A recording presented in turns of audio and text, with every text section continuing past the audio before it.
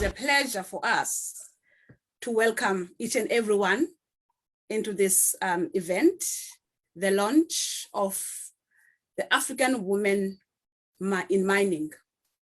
And we, as you have seen, we have shared, we have been excited, we have been inviting everyone to be part of this event. And now, as we're coming in slowly, I would like to welcome each and everyone. And we will start our event with our speakers that are on board. But briefly, before I do that, I would like to introduce myself and to make you aware of who I am and why am I sharing this virtual stage with you today or this morning, depending where you are. So welcome everyone, depending where you are, good morning or good evening or good day. My name is Yolanda Mabuto.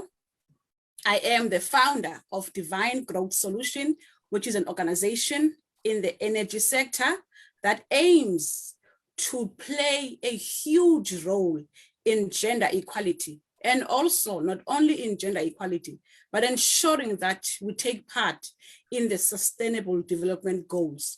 And we do that by ensuring that we go clean in the energy sector in terms of manufacturing and producing the electricity that we all need in the world.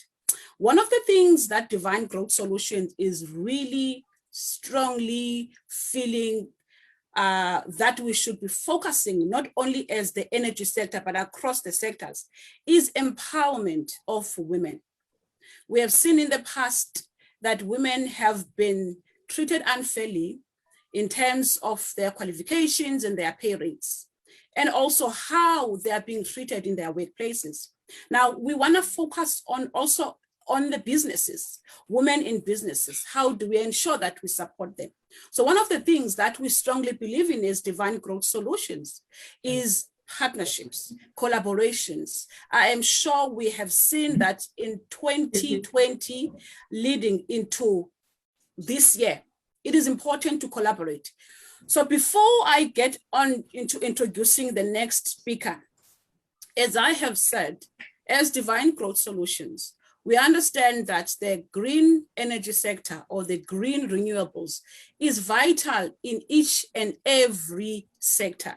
And now we're focusing on the mining sector because we are seeing the need to ensure that even in the mining sector, we go green. Even in the mining sector, we mind the environment. Now, the launch of the Africa Women in Mining, which is in collaboration with the Africa Institute of Small Scale Mining. The main mandate that we have is to ensure that women in the small scale mining, as we start, are really cared for in terms of ensuring that we have the right programs that are designed for women in the small scale mining. And we also have the right information so that these women in this sector are able to get the right information so that they can make the right decisions for their businesses. Because we all know for each small business or each business that we have, if we do not support them, we are not supporting our economies. So it is a decision that we have deliberately taken to ensure that we support women in mining, starting with the small scale mining. And this is not just for women, it is also for youth. And when you talk about youth, we include males as well, because it is important for us as economies and as nations and as countries to ensure that we support our young people so that they are able to be supported. Now, Mr. Farouk Kailan is the CEO of Premium Africa Holdings, an Africa-focused investment holding company with assets and projects in Ghana and Liberia and Gambia, Sierra Leone, and UAE. He's currently based in Dubai. So the company operates in areas in construction, real estate, ICT, mining, and I'm sure it now makes sense to you why we have partnered with Farouk Kailan in ensuring that we support women in mining. So Premium Africa Holdings has partnered with a number of organizations, including the American music star, Akon, who is, I'm sure you've heard about his organization, Akon Lighting Africa. It's a project in Liberia. So Farouk is an advisor to offices of 5 African presidents and holds a number of international appointments. He's a Secretary General at the Global Chamber of Business Leaders, international partner at the World Angel Business Investment Forum, founding director at the Global Wealth Council and executive director of Rural Africa Road Fund. He also serves on the board of various business organizations across the world. He was named by the West Africa Leadership Development Centers as one of the top 10 emerging leaders in West Africa and the Young Entrepreneur of the Year in 2019.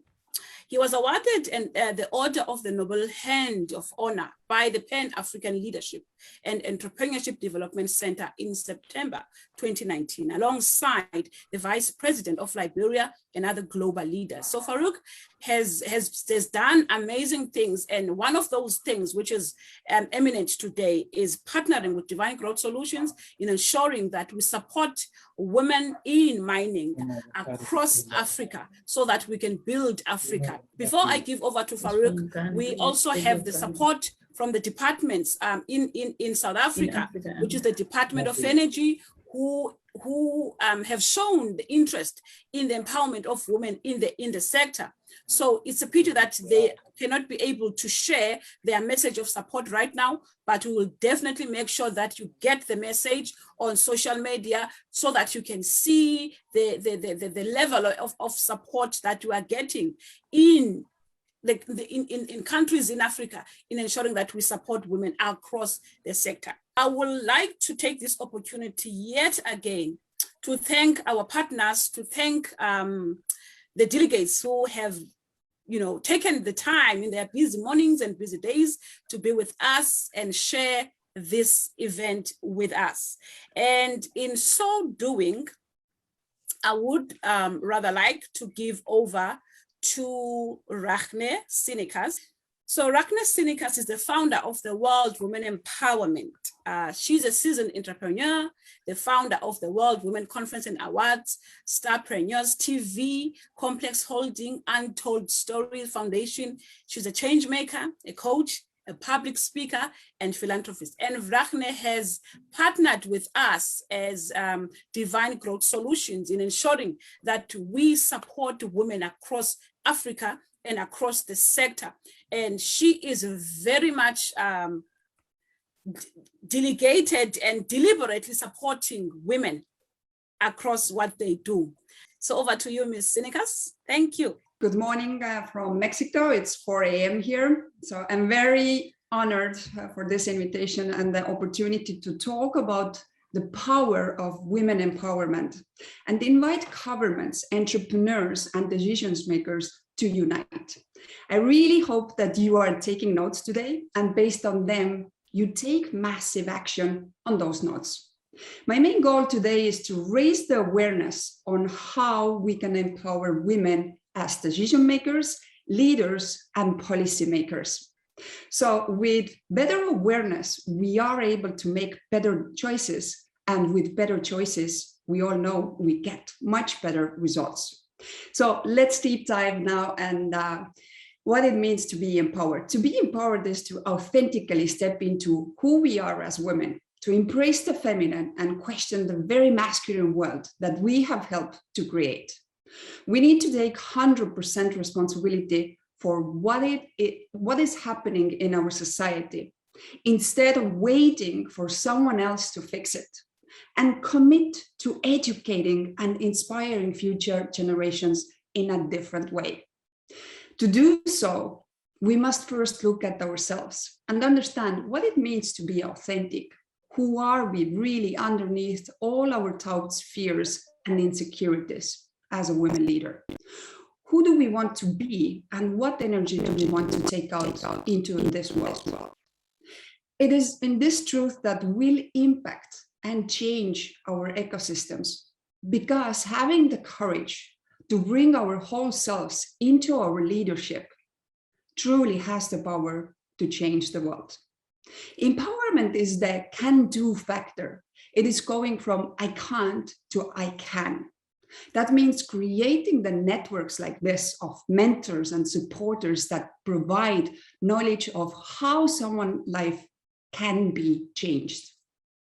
Whether in poor countries or rich countries, Afghanistan or United States of America, millennials women are empowered through three main practices. Number one, self-awareness or awakening. Number two, experience. And number three, education. We know that education is the best tool to tackle harmful gender stereotypes, build girls and young women's confidence, and equip them with the skills they need to lead. The transformative power of education for girls and for their allies cannot be overstated.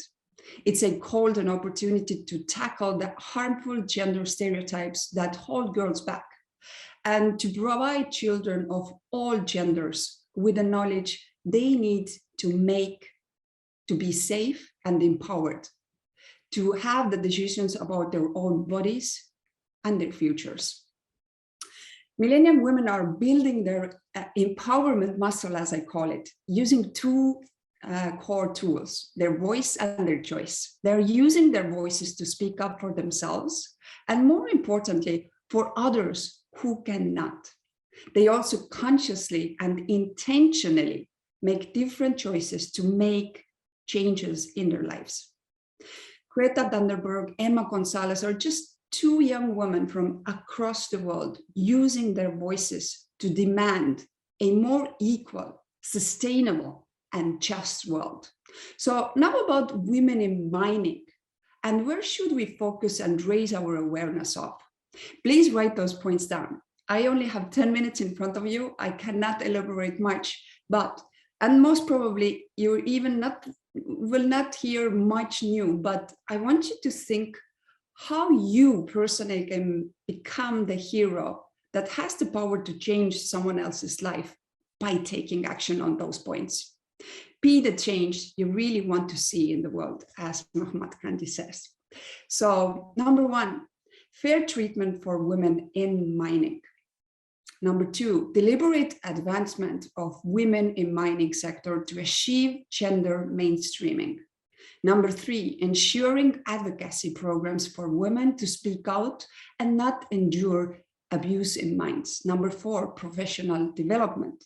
Number five, mentorship and knowledge sharing. Number six, innovative policies that support diversity and women around work and base structure balance. And number seven, attractions and retention of women in sector. Number eight, show up and support as leader. Wake up at 3 if needed, so you can uplift other women. Now, if you allow me to share with you why my passion is to empower through education, and why the World Women Empowerment and the World Women Conference and Awards were really founded.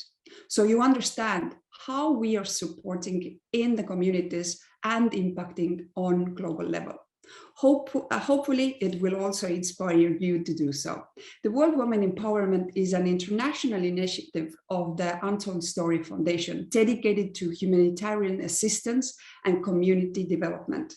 The World Women Empowerment is focused on women empowerment through education, skill building, and entrepreneurial programs that create new opportunities for women to sustain their livelihoods.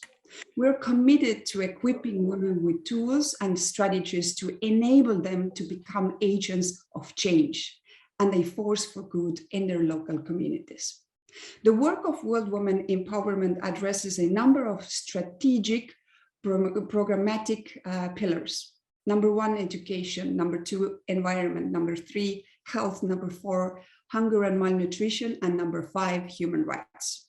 The World Women Empowerment started from here, Mexico, and our vision is to strengthen and preserve indigenous cultural and community development, and to build key relationships with different organizations and potential partners within Mexico and with the international community like yours. The World Women Empowerment is an advocate for the advancement of women's rights gender equality, and human rights. We contribute to the advancement of the UN Sustainable Development Goals, specifically goals 4, 5, 8, 10, and 17. We truly believe in equal opportunity for all and ensure that our programs are free of bias and can tackle the needs of those who are most vulnerable and marginalized without any conditions. And World Women Conference and Awards is the foremost international gathering of women leaders. It is designed to discuss and share experiences, strategies, and opportunities with and for women in areas of health, leadership, finances, and personal development. Our vision is to celebrate innovative and extraordinary women like you, who are part of an active force in social, cultural, and economic development of the society. We are the proactive in cultural development within and between nations without any bias or condition. And we provide the opportunity to interact with an international audience through the organization. Our global leaders are creating access through engagement. Your voice is your superpower, don't forget. Our global networking platform creates access for opportunities to connect, network, share, learn, and invest in your personal growth and leadership. You can connect with like-minded people, but more important, you can partner with like-valued people. Our global leaders are providing the training. We're providing access to online and in-person summits and events like this.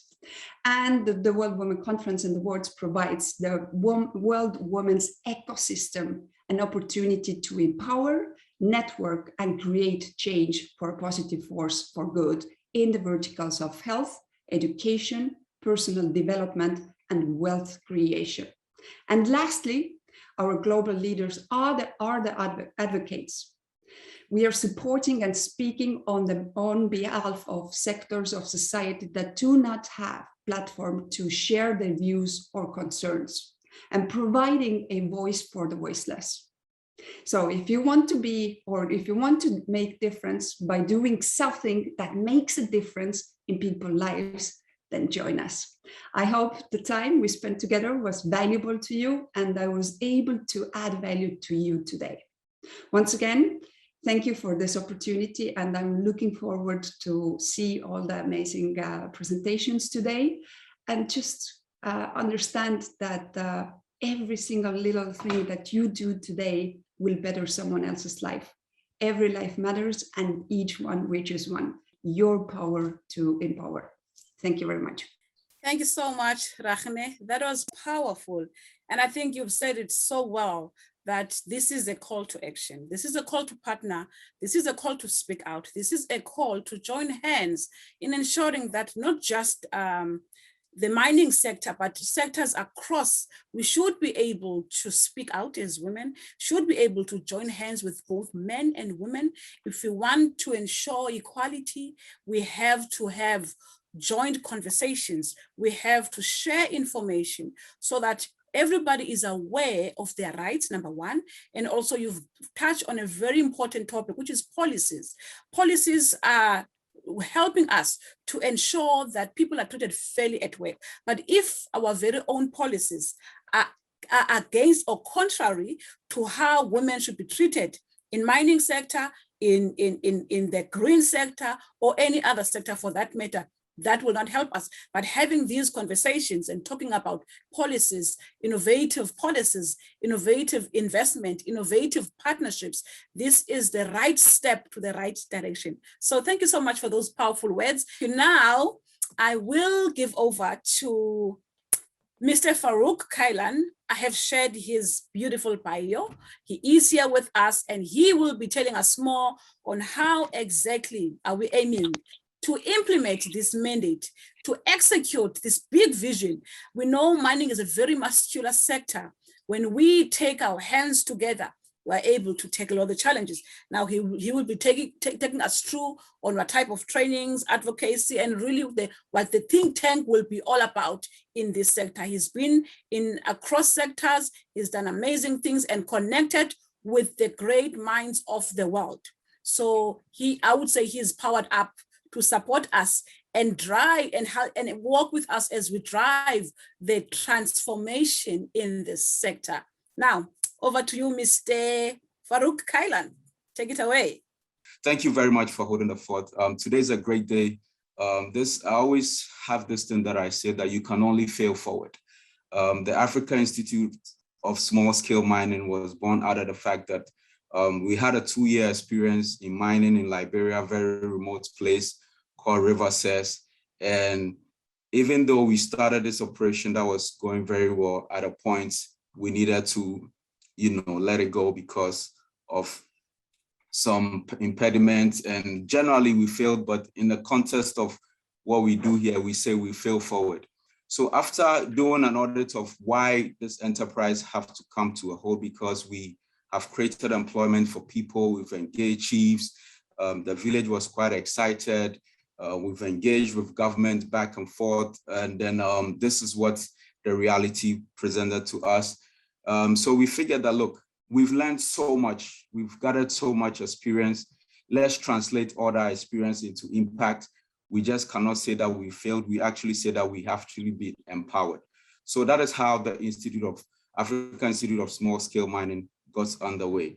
It will interest you to know that after review of our operations, we were able to make some submissions to the Minister of Mines and Energy in Liberia, and he was actually very impressed. He acknowledged what we've done. He said, look, out of your failure, we've actually got some practical information which is going to inform policy. So right from there, we realized that it's very important that this enterprise happens. We are here as a think tank. We're going to do a lot of advocacy. This event is one in the series of many events that we're going to do. We've gone beyond ourselves. We also said we're going to be bold enough. We're going to launch the all-female mining operation in Africa. We're going to do this in collaboration with the Royal Office of AISSM in UAE. We've already signed an agreement to do that, and it's something that is definitely going to happen. So this engagement today is actually how we can accelerate the impact of women in the mining sector. Through our operations, we realized that women were missing in the scope of things. And it is once you have any agenda or enterprise and you don't find women in that space, then there is a problem, because women constitute a major component of our population. They've proven beyond reasonable doubt they are people who are result-oriented, and their contribution to the advancement of the global economy cannot be questioned. So it was a concern for us. That is why our first event is directed towards impacting women. The conversation is here today. I'm very excited about the lineup of speakers.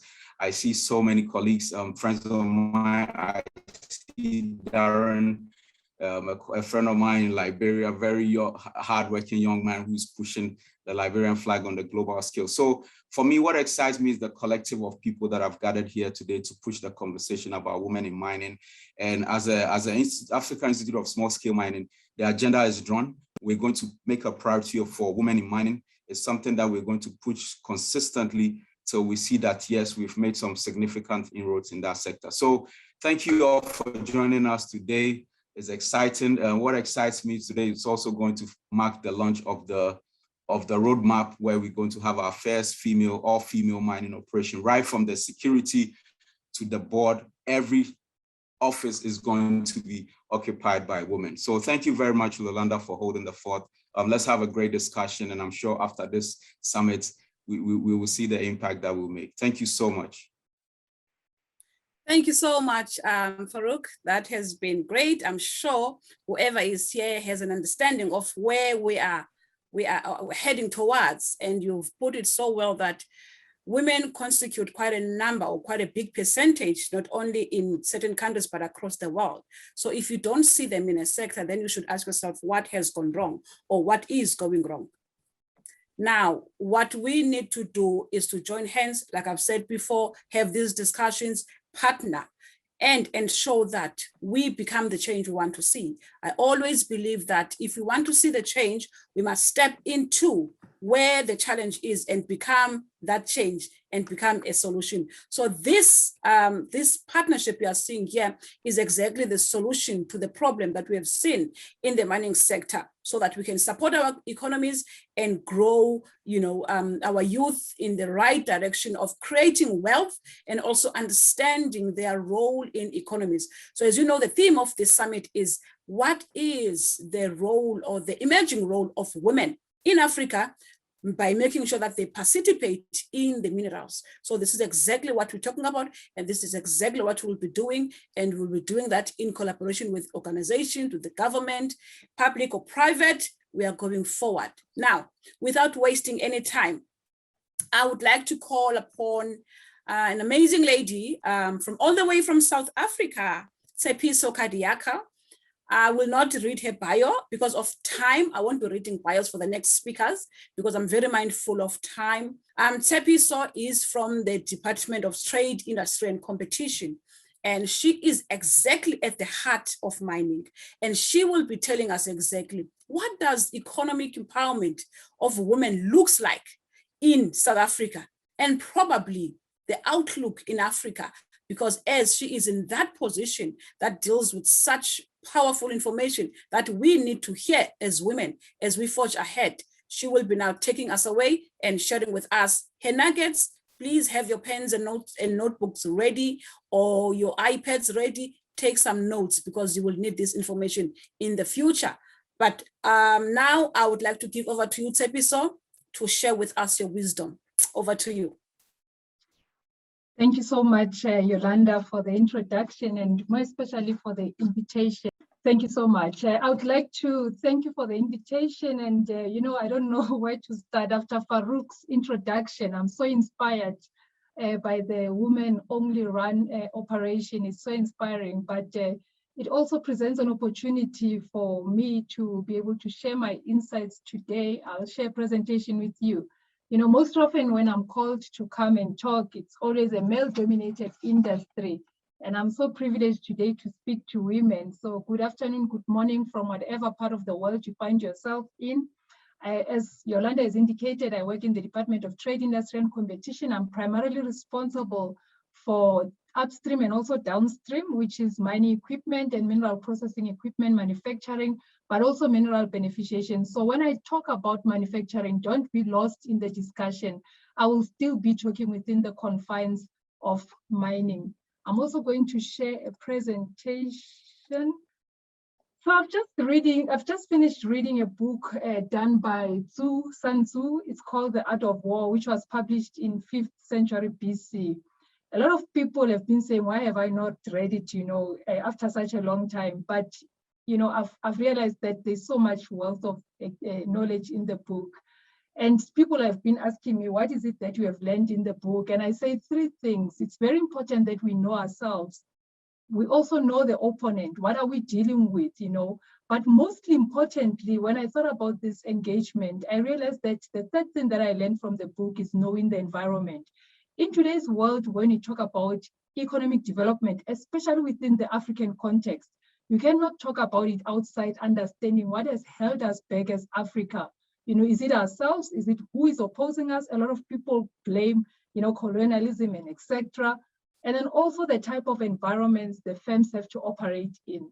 The environment requires a type of government, a type of industry, but mostly importantly, a type of citizens that the youngest and the second, female to win a Nobel Prize for economics, who's called Esther Duflo, calls them a plumber. People who are willing to fold their sleeves, get into the deep work of things. This is an industry, a government that can come up with decisions to decisively deal with unemployment and poverty. In this slide, I list what has been really holding us as government, as industry and also as citizens of the country. We need to really shift from Africa's development trajectory. On the right, this is what we have always been saying, we've got, but we need to really transform. And I've been attending a session where they've been talking about structural transformation from all these nice professors in the world. And it's quite interesting that the discussion around structural transformation cannot be omitted in the mining industry discussion. I call this slide a meeting of two worlds.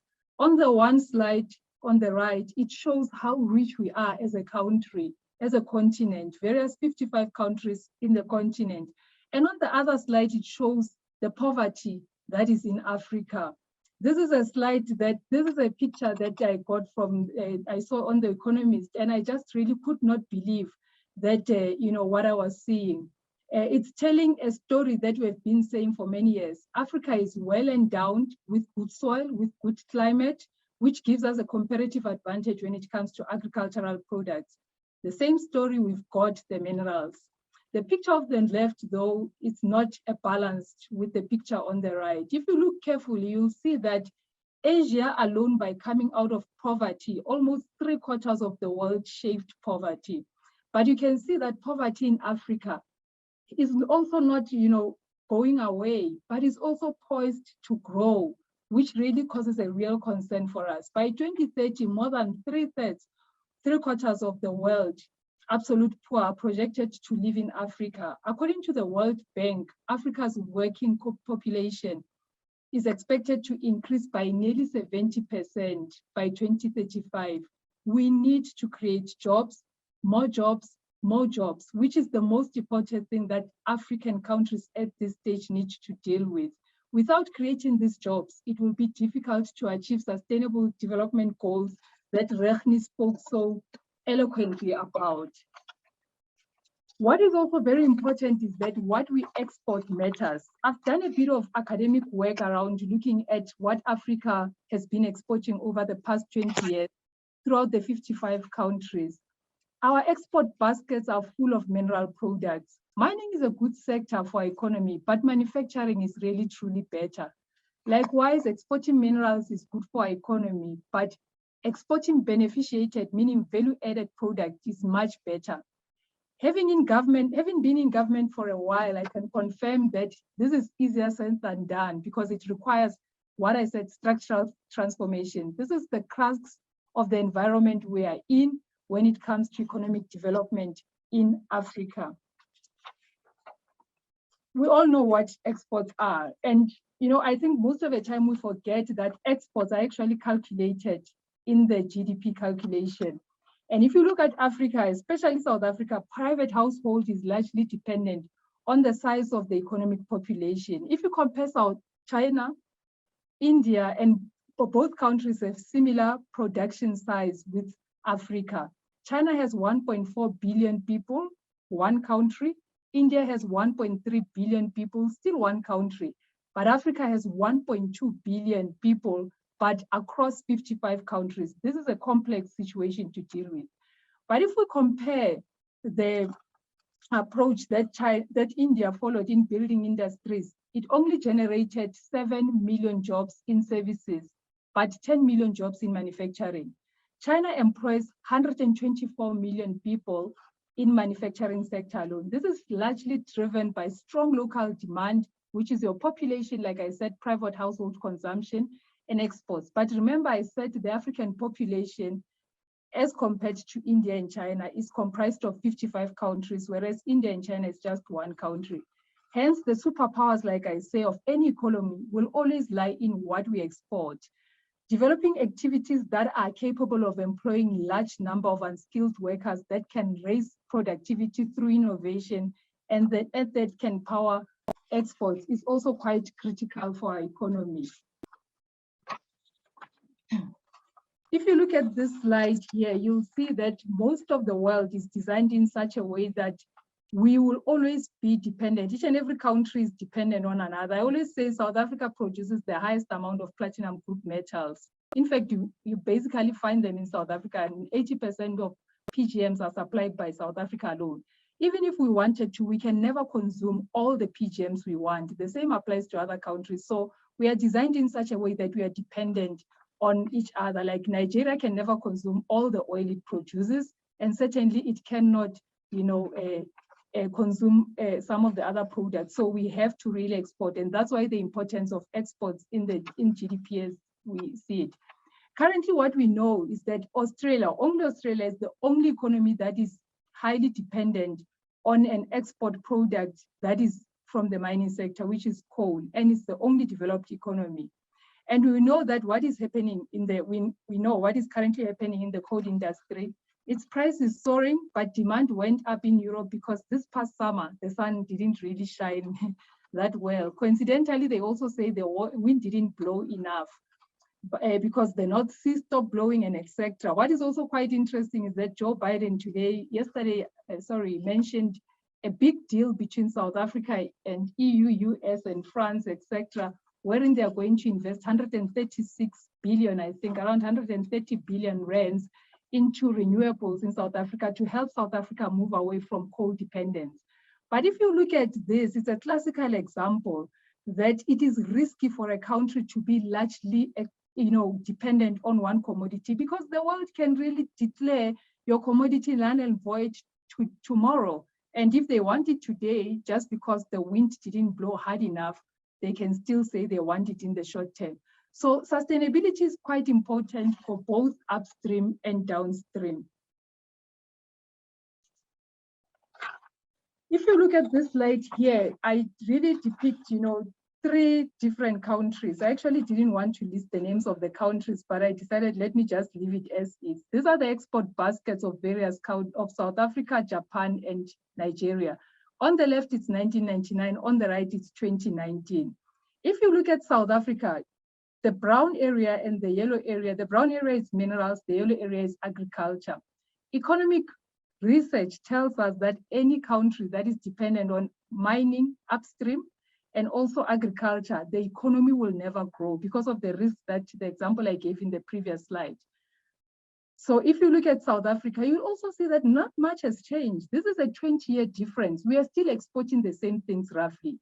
And if you look at our over-dependence on the minerals, it's still there, even though we are considered as an industrialized country. But if you look at Japan, like the previous slide, developed economies are exporting products as opposed to minerals.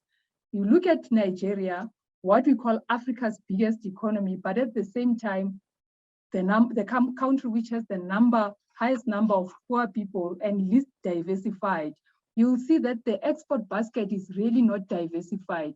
They tend to really highly depend on oil. Then the same picture in terms of imports. When you look at these 3 countries, you'll see that you wouldn't, if I took out the countries, you wouldn't actually say that there was a difference. This is really the same country. So that's why I was talking about dependency, that we import whatever from the world in the same way. The difference comes when it comes to exports. So there's really no over-dependence except when it comes to oil. And then we also see a bit of intra-industry trade when it comes to Nigeria selling oil from various countries into other countries. Okay, I think I'm a bit stuck. So the question is, what am I saying? I'm saying that mineral resources are definitely going to deplete, that we must be mindful of. When we talk sustainability, we must be sure, South Africa used to account for 4% of production. It is okay to produce minerals, but it is ideal not to export them raw. Minerals are depleting. If not managed well, we stand the risk of being overly exposed in the export basket. Also the risk of import substitution, negative economic social impacts at the same time. Where are the opportunities in mining? If you look on the left, obviously there are some opportunities in terms of upstream mining itself. I'm not going to go too much into those details, but also downstream, there are activities in terms of mineral beneficiation. There is a sector that no one ever talks about. That is the manufacturing of the equipments themselves, where I like the idea of a woman-run operation. I would also want to extend it and say those equipments that are going to be used there, they will be manufactured by women. I'm not also going to go into too much detail on the slide, but it also shows you where the opportunities, even in exploration, there are particular equipments that are used to, for example, to do geophysical tests and sampling of samples themselves. We know the barriers, but I want to, I'm not going to talk through all of them, but the one which I want to highlight is the one around skills development. until we address the issue around skills development, there's also energy security, access to raw materials and declining issues. But until we address the issue around skills development, we'll find it difficult. I like it also, the previous speaker spoke about empowering young girls and women so that they can have the skills to be able to enter the market space. The question was, how can we build successful enterprises within the mining value chain? How can we make sure that women build these skills? By ensuring that we have access to all 4 factors of production. Productive structure used in mining is totally different to productive structure for mineral beneficiation and also to produce and manufacture equipment. Gone are the years when we'll think that, you know, having the minerals automatically gives us the right to grow our economy as Africa and then also to add value to them. Or rather, let me say, gone are the years when we think having some particular factors of production in mining will automatically result in us adding value to them. So we have to have a mindset that is also structurally transforming. You know, it takes a teaspoon of platinum to produce a container full of autocatalytic converters. So it's easier for the countries to always export platinum itself instead of the autocatalytic converter. Also, distance to market, you know, contributes. I'm not going to go through a lot of detail. I'm sure Yolanda will share the slides. I made them too detailed so that people can take notes, but they can also refer them in future. But the support that is really required for women to organize themselves is that we have to make sure that our educational policies and training deals with the skills shortages. Women represent 38% of the manufacturing workforce in Africa, and they are concentrated within few labor-intensive industries. You know, your clothing and textiles, etc. We want them to move into the metallurgical industries. This type of gender segregation and crowding in few industries keep women also at low wages, you know, low wages. So this results in women not having on-the-job training, retraining information and, you know, ICT, whether it's technical education and also skills development. Educational policies and training that needs to deal with shortages in STEM, science, technology, engineering, and mathematics subjects for women and girls. I think just to mention the Africa Free Trade Continental Agreement, Article 27 speaks about empowering women to improve their export capacity. We need to make a use of opportunity of this provision that targets women entrepreneurs and ensure that they are not left behind in the process of trade liberalization, and also supporting the participation of women in industrial and value chain clusters in the supporting and manufacturing sector that offers new generating and employment opportunities. I was only given 20 minutes of something that I've spent 15 years in my life doing. But in closing, I want to say poverty is not our destination. The lesson from China is that it is possible to transform our economy within 1 generation. We should not speak about the Africa we want. We should be working towards the Africa we definitely are living in. Without industrialization, it's definitely impossible to get rid of poverty. Including women in the value chain is critical, not only for gender equality, we are all for gender equality, but it is a fundamental human right. And it also creates and enables a faster economic growth. We know the lessons from not excluding certain, you know, colors or genders within the economy and the negative outcome of that. So shared prosperity and development is also quite important. Let us continue to advance the Agenda 2060 of the African Union to build the Africa that we want. I thank you. Thank you so much for that, Tshepiso. And because of time, I won't be taking any questions, but what we will do, we will note all the questions and send through to our speakers so that if you have any questions or you have any information that you want shared, you will get it on time. Now, with what has been shared with us, I'm sure you can all agree that this was needed for this event. This information that Tshepiso has shared with us was needed for us to know where are the opportunities, who are the role players in the mining sector. And she also mentioned some few things that I think will also be touched by the next speaker. And I like when our speakers are touching on trade, because we ought to focus on trading and ensuring that we include women. We always talk about wealth creation, but how does that look like? So today's event aims to ensure that we give you some nuggets. When you think about wealth creation, what exactly should you be thinking about? And yes, we need to ensure that women are also involved in those discussions and in those roundtables where decisions are made around the minerals in Africa, not just in South Africa, but across Africa as a continent. So I think what you've shared with us, Tepiso, has left us feeling hopeful, number one. Number two, I'm happy to hear that you allow us to share the presentation, because we will definitely do so after the event, so that all our speakers are able to have time to look at the event and really pond, around the information that you have shared, which will help them to shape their businesses. Or those who are here who are not in the mining sector, but are thinking into getting into the mining sector, this will give them more understanding. These are exactly the type of discussions we want to have as this partnership, where we share information that will help women and young people to make the right decisions for their businesses and for the future. Now, without wasting any of the time, I would like to call our next speaker all the way from Kenya. Her name is Ann Kaita. She is from Regal Africa Group. She will be telling us what exactly do we need to do to ensure that we position ourselves for investment in Africa.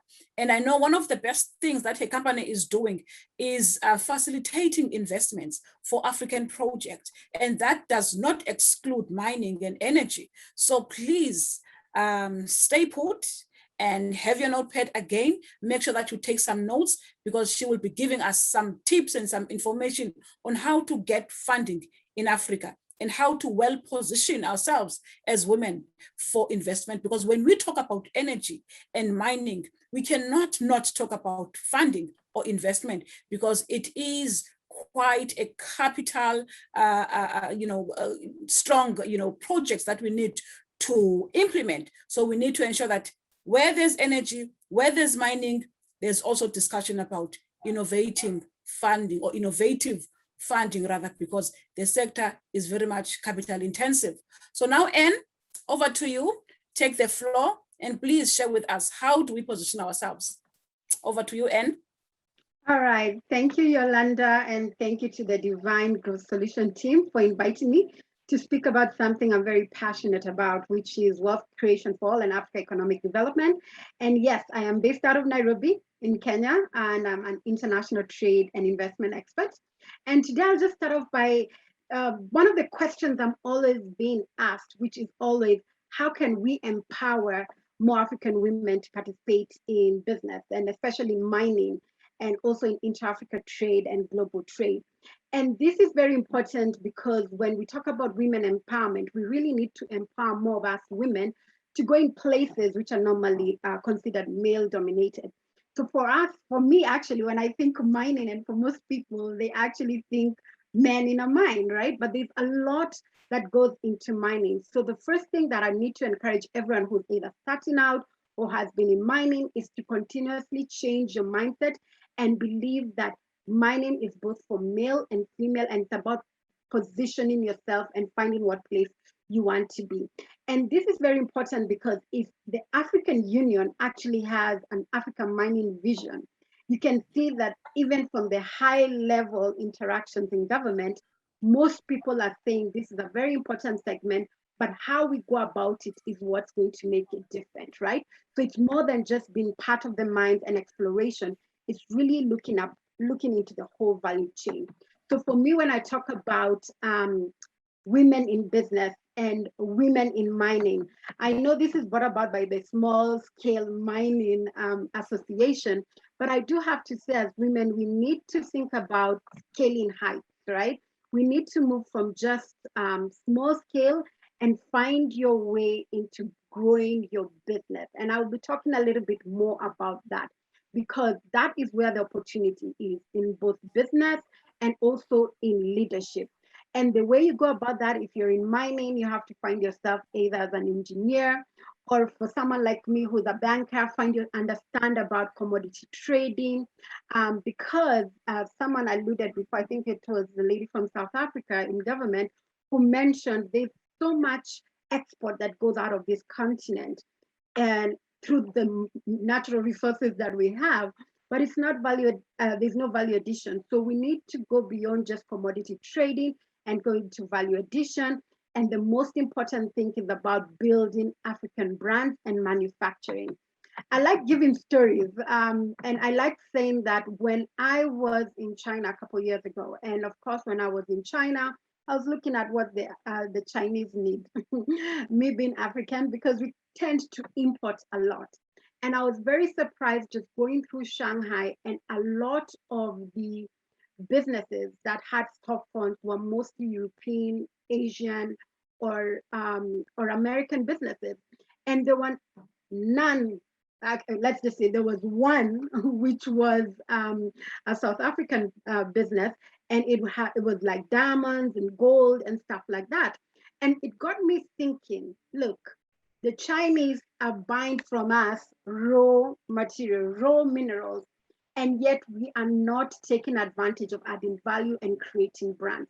So we need to do that so that we can scale up into business. And I think it's a very important role that women can take in.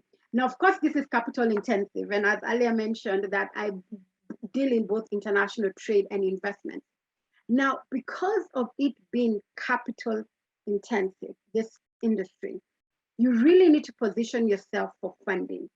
And I do have to say, most women are afraid of taking risks. So I tend to see a lot of women start small, and then they sort of grow their business by plowing back their profits. But most men look at it differently. They position their business. They understand how debt can enable them to actually scale their business. They understand how equity, getting an equity investor into your business, will be able to help you to scale your business, okay? So you as a woman in mining have to understand, what kind of funding do I need? Understand the process, and most importantly, get an advisor like yourself to walk with you through that fundraising process. So for us at Regal Africa, again, we are advisors based out of East Africa, but we look at total Africa, and also people who are looking to come into Africa. So you need to be able to work with advisors like us who can be able to then work with you and make you understand, what do I need to do so that I get the money that I need so that I can scale up my business. The other thing I think which is very important when we are empowering ourselves as women to take it to the next level is we first need to be very knowledgeable. And I think also we just got shared a slide which was showing in Africa. And someone like me in Kenya, it's all about tea, or Ethiopia is all about coffee, South Africa is about gold, and other places about diamonds. It's really about understanding the map of Africa and then seeing what is it that you can do to export or import into your country, right? In the mineral season, because a lot of people are not able to take advantage of opportunities because they lack information, right? And so when opportunities come in, for example, through the Africa Continental Free Trade Agreement, or us being part of the global community, and so the opportunities and the incentives you get being, if your country is part of the World Trade Organization, a lot of us don't take advantage of that because we don't know. So that is something that I think all of us need to pay attention to, and I'm very happy that all of you are part of the summit. And beyond the summit, I would encourage more people to participate in conferences, and I'll be sharing you about the Africa Trade Conference that we'll be having in November, actually next week. You need to be part of more training programs so that you can build capacity for your business. And you need to be consulting with professionals who understand trade, because again, it depends on what part of the mining sector you are. Then now you need to be able to say, what do I need to do to take it to the next level? When it comes now to wealth creation, which is something, like I said, I'm very passionate about, I tell people there are two ways for you to build wealth. One, you need to be in business, or two, you need to be invested, right? So for me, I'm telling all women in mining, you need to own that business, right? And when I talk about owning that business, it means not only owning it individually, but maybe owning a stake in that business, right? So we need to move from just playing small and going big. And that means bringing other people. It means collaboration. It means participating in that company, owning that company, whether it's in exploration, like I said, or value addition in manufacturing or trading, so that you're distributing these minerals or building brands. All of them, all of that is very important. So you need to position yourself in that value chain. And I always say, as women, and what I do with my business is really understanding, if I'm, for example, a trader in minerals, do I get my supply from a women-owned business that is adding value, or that is in equipment, right? Or is in the production place, exploration. So it is very important that we in Women in Business look at the whole value chain and say, how do I support another woman so that we all rise up together? The other thing, when you're talking about creating wealth, like I mentioned, you want to be in business, but you also want to invest, right? So you can own in business directly, or you can invest through the stock market. There's some mine companies that are in the stock market, on also shares there. Also some private equity market opportunities, own shares, right? Also becoming an angel investor or looking for angel investors. So personally myself, because I am not engaged directly in the mining industry, even though at Regal Africa, we look at productivity of land. So when we're looking at productivity of land, we're looking about extraction industry, of course, sector, which means mines, or we're looking at energy, we're looking at infrastructure, we're looking at real estate, we're looking at agribusiness. So that's how I come into mining. But then for others who are in the mining industry, and you're actually saying, this is what I do in, day out, you can be part of that industry, but you can still be an angel investor, or you can find other angel investors who can come into your business, who will then put money, right? Who will put money, because like I mentioned earlier, it is very capital intensive, but slowly as you prove yourself, then now you can be able to scale up. Because in Africa, we see most of the companies are large multinationals. And my goal at Regal Africa is to change that, How can we find women in mining? How can we support them with money? How can we support you with access to markets? How can we do that?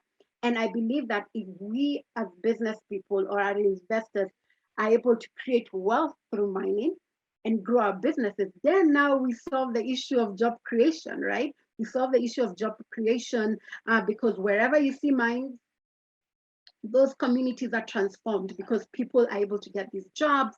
There's economic prosperity, and it actually changes the whole business ecosystem in that particular location. So it's very important that when we're looking at creating wealth through mining, you're either owning the business, or you're investing into a company, or you are actually going in and being an angel investor or finding your way. But all of us can find ourselves there. Now, so I hope you've learned something about different ways of investing in the mining sector, not only directly, but also indirectly. Now, when it comes to the AFCFTA, you know, that's something everyone has been talking about since January of this year when it became operational.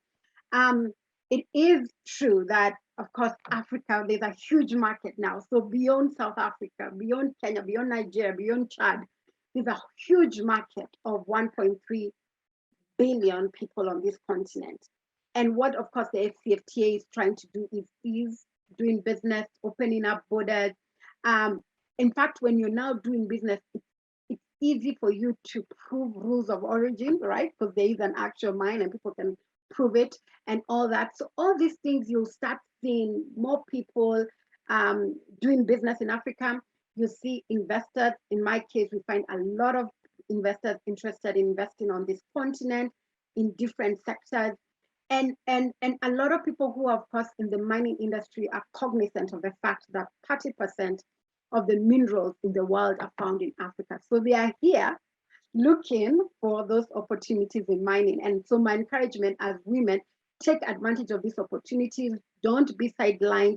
Make sure you position yourself so that you are known and you can do business with the rest of the world and with the continent. I do have to say that as time is changing, there are a lot more policies that are happening on gender. I know Article 27 was mentioned in the AFCFTA. And of course, because people are understanding that trade and gender go hand in hand. And trade and gender does not mean the informal cross-border trading. It means actually actual formal trading, and women like yourself who own mines or who are working in the mining industry who then can transform this continent. So you continue seeing more support for women on the continent, and they'll continue supporting businesses, not only women, but other businesses through the elimination of tariffs and the reduction of non-tariff barriers. So it's very easy for you in South Africa to trade, from SADC to the East Africa community to West Africa. It's going to be easy, and that's the whole point of the ACFTA. There's also clear support for MSMEs, which are micro, small, medium enterprises. And that's why, of course, a lot of you who are in small scale mining are. So there's deliberate effort for policies to make sure that SMEs are being supported. But at the same time, I'm encouraging all of you as women to build capacity. We cannot stay small forever, right? We have to start from being small to mid-sized to large companies. And then now you give these men run businesses around for their money. So in a nutshell, I keep saying the FCFTA is good for women in general because about the policies that are in place, the support the African Union is doing, the reduction and eliminations of tariffs, and the support of women. Now, I will mention 4 things that I think are very important when we talk about FCFTA. One, of course, is open borders. And continuously, I've seen in Kenya, and I believe in South Africa, it's the same thing. We're continuing to see digital trade facilitation.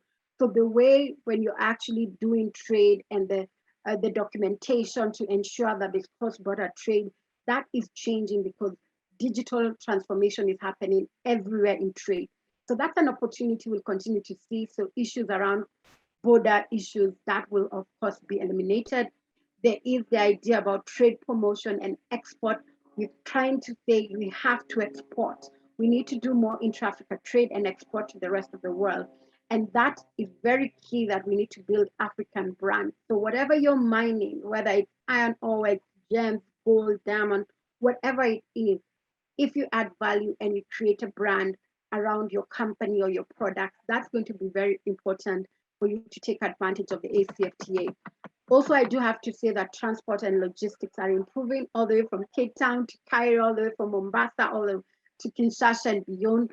Those trade links, those logistic things are happening, be it road, rail, air.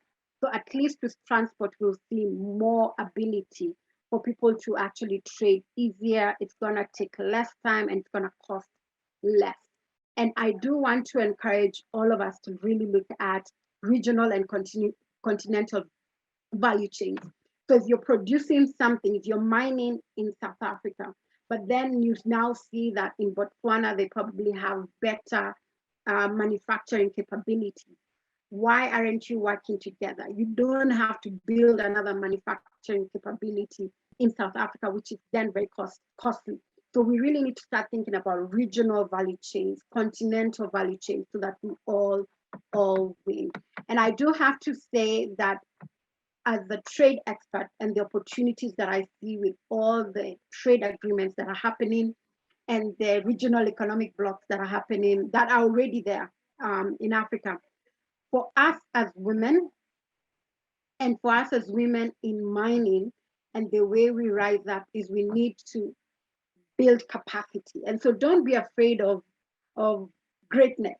Don't be afraid of greatness. It's okay to succeed. It's okay to not play small. It's okay to give men a run for their money. It's okay to give these multinationals who are used to dominating this place a run for their money. So as women in mining, make sure that you're building capacity, you're growing your business or growing in leadership. You are looking at the whole value chain, like I said, from exploration to value addition to branding to logistics to trading to consumption, right? Are we wearing our diamonds? Are we wearing our gold? Are we using our iron ore? Some of these things, we as Africans need to do that, and you want to support that. And just be part of the business community. and join various business associations. I encourage a lot of people to join business associations like the Small Scale Mining and also Chamber of Commerce. I'm part of the, an advisor at the Global Chamber, the Global Chamber, which is based out of the US. And my work in Nairobi is to then support our business community here in Kenya to not only trade in East Africa or in Kenya, but with the continent and with the world. So for all of you women in business, in mining, I'd recommend you to actually go in, be part of this association, this Chamber of Commerce. That's where you're going to get your relationships built. That is where you're going to gain knowledge. And I believe that if we work together, we'll be able to build Africa. And I totally believe the African woman is very important in this journey of greatness. And I always say that the only sustainable way to eradicate poverty on the African continent is through business. It's not aid. It's not aid. No. It is through trade. And I'm very glad that in 2021, the conversation is happening. How do we do business? How do we trade with one another?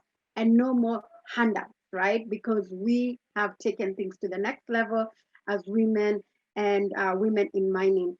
And just one last thing, I want to share with you my screen. As I mentioned that in next week, actually, we will be having the Africa Trade Conference. And really what it is about empowering all of you as Africans, you in South Africa, wherever you are, to participate in intra-Africa trade and global trade post-COVID. Post-COVID, we've actually learned how to use technology. That's why I'm in Nairobi and you're in wherever you are, and you can actually listen to what I am saying and participate in this summit. So we are using this conference ability to actually share knowledge. Not only will it be a virtual conference, so now you'll hear speakers from around the world who are actually talking about trade in Africa, so that's intra-Africa trade. They'll be talking about global trade, so that's trade with Africa. We have a session on digital trade. How do you use technology and e-commerce and digital trade finance and digital logistics? How do you use technology to do more trade? And the last but not least, we're going to have a virtual trade expo. Now, this is a very interesting concept because most of us, when we go to exhibit, we usually go somewhere, you have a booth and people come to you. But now we are going to have it virtually where you have your own branded exhibition booth. You go in, you're able to put videos about your company, about your products. You're able to showcase, you have digital marketing material which people can download and email themselves. You have the ability on that particular system to actually have a video call like this, where you're speaking to potential clients. You can chat.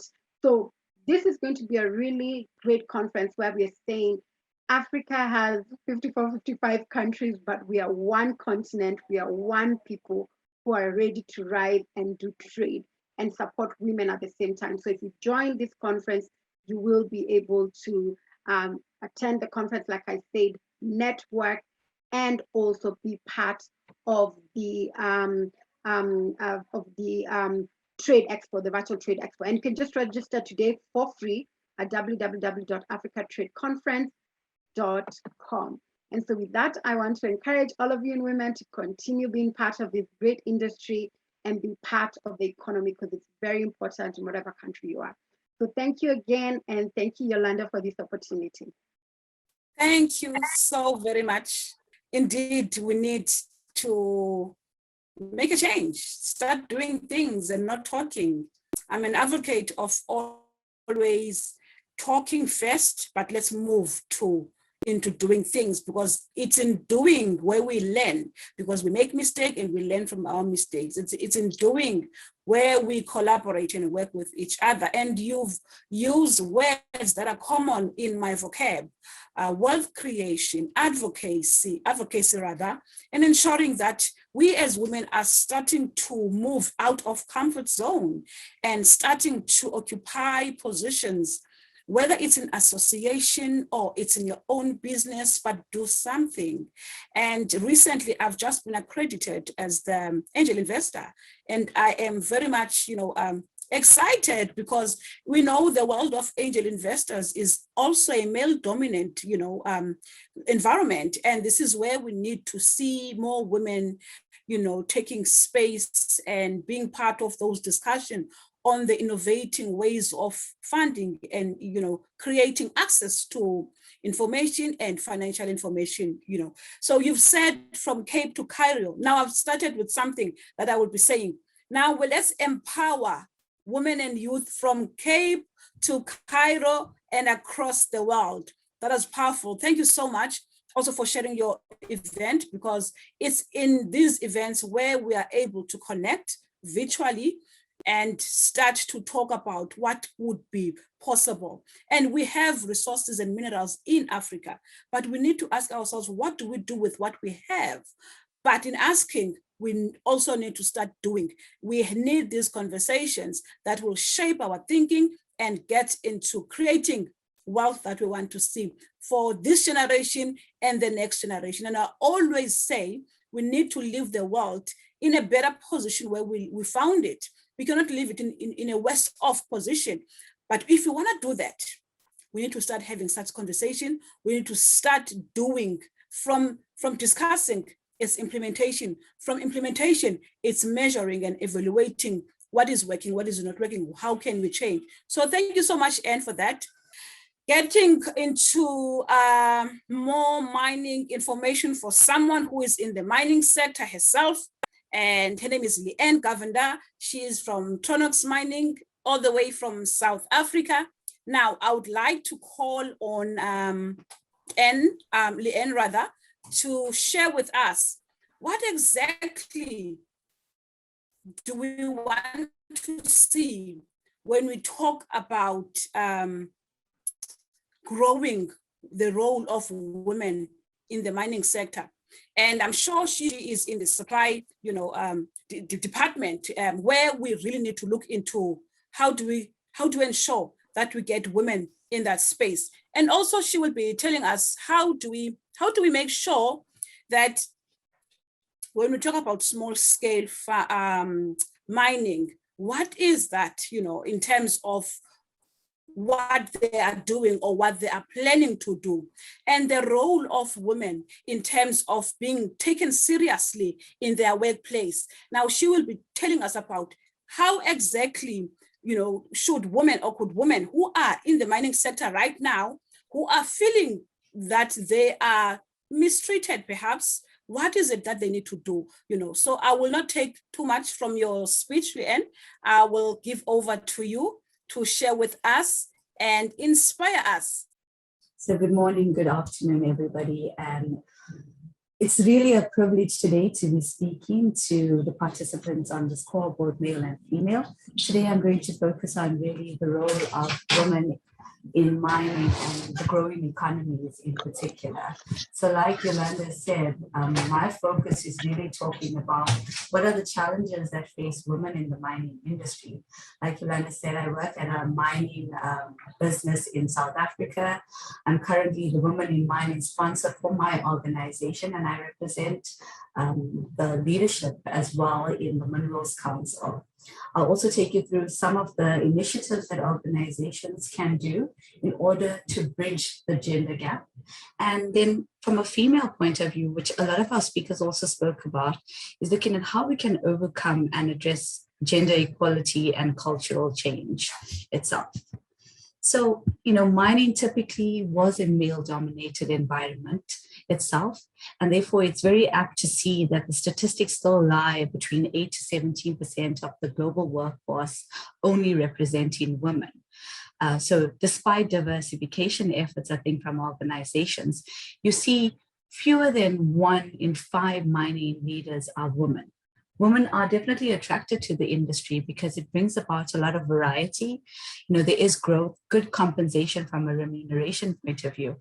However, Very often you also see a lot of women towards the middle of their career, they leave the sector because the work is no longer challenging them. So there's no intellectual stimulation.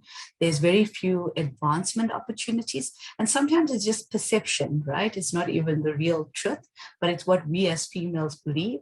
And lack of diversity, purely based on the numbers, you would see that companies itself, especially in senior management level, there's very few female representation.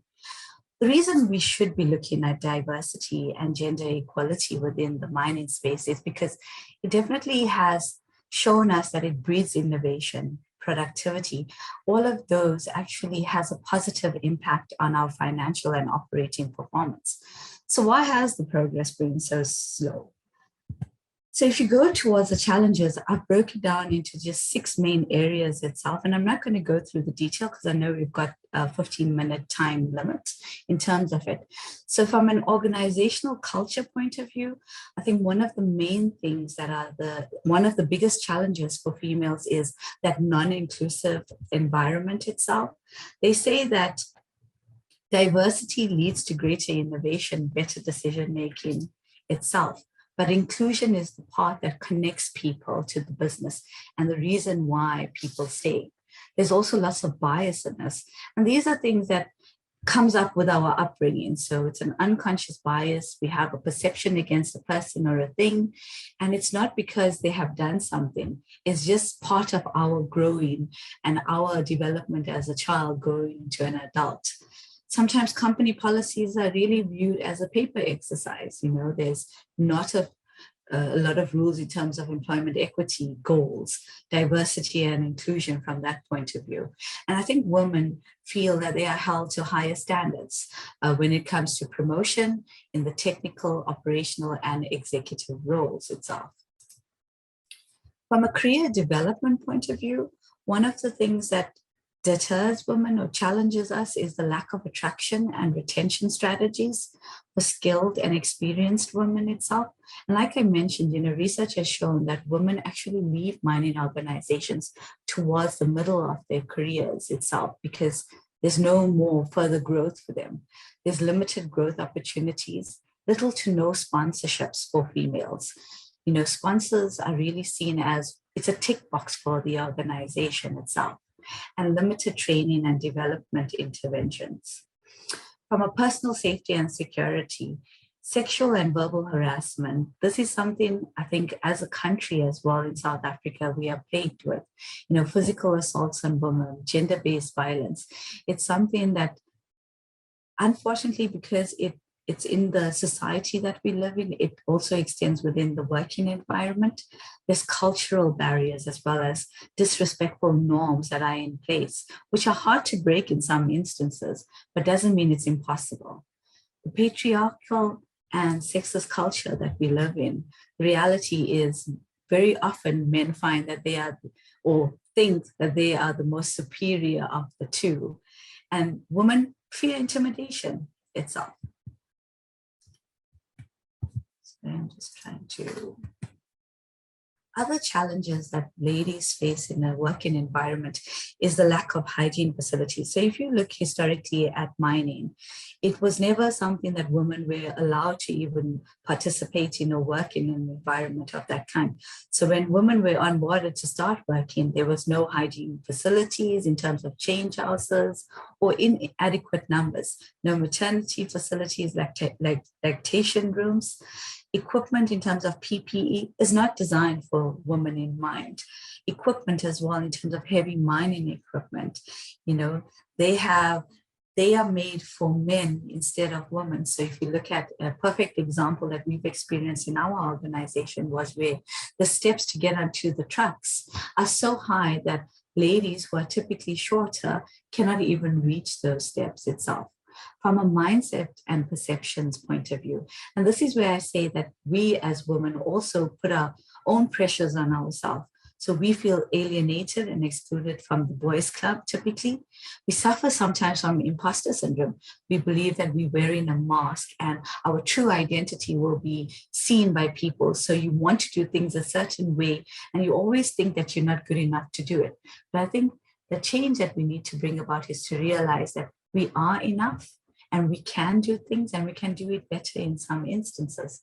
Women often feel sidelined when it comes to technical roles. So if you look within the core roles within an organization, there's not a lot of female representation. It's also, again, perceptions that are created in terms of it. I think one of the big things, me as a mother personally, is definitely the societal pressures, because you look at how do you integrate your work-life balance, being a good mom, being a good worker, and still climbing up the corporate ladder. It definitely is a challenge, not only for myself, but I think for many women itself. And then women just feel inadequate to compete against their male counterparts. You know, our attitudes towards female, this unconscious bias that keeps attacking us, and the patriarchal cultures that's vested in our businesses, all prevent women from progressing or even entering the domain of mining itself. But there's hope, right? So the question then comes in, what can organizations do in order to remove those challenges, those barriers and obstacles itself? I think one of the main things from learning, even in the organizations that I've been privy to work in terms of mining, was you really have to create a culture in an organization that has a deliberate investment in terms of diversity. So, you know, in terms of recruitment, retention, advancement of women, it must be deliberate. It should be in your organizational strategy. It should be communicated to the organization. One of the things that also comes up is leaders. You know, we want to have a diverse workforce, but our leaders are not equipped to actually lead that diverse workforce. So therefore, you need to make leaders more accountable. Leaders should craft, articulate, and role model a vision for a more diverse organization. Linked to that is having inclusive leadership. Like I mentioned, it encourages collaboration, commitment, cultural intelligence, but just understanding one another better helps you to lead a more dynamic team. And ultimately, that results in your triple bottom line being better.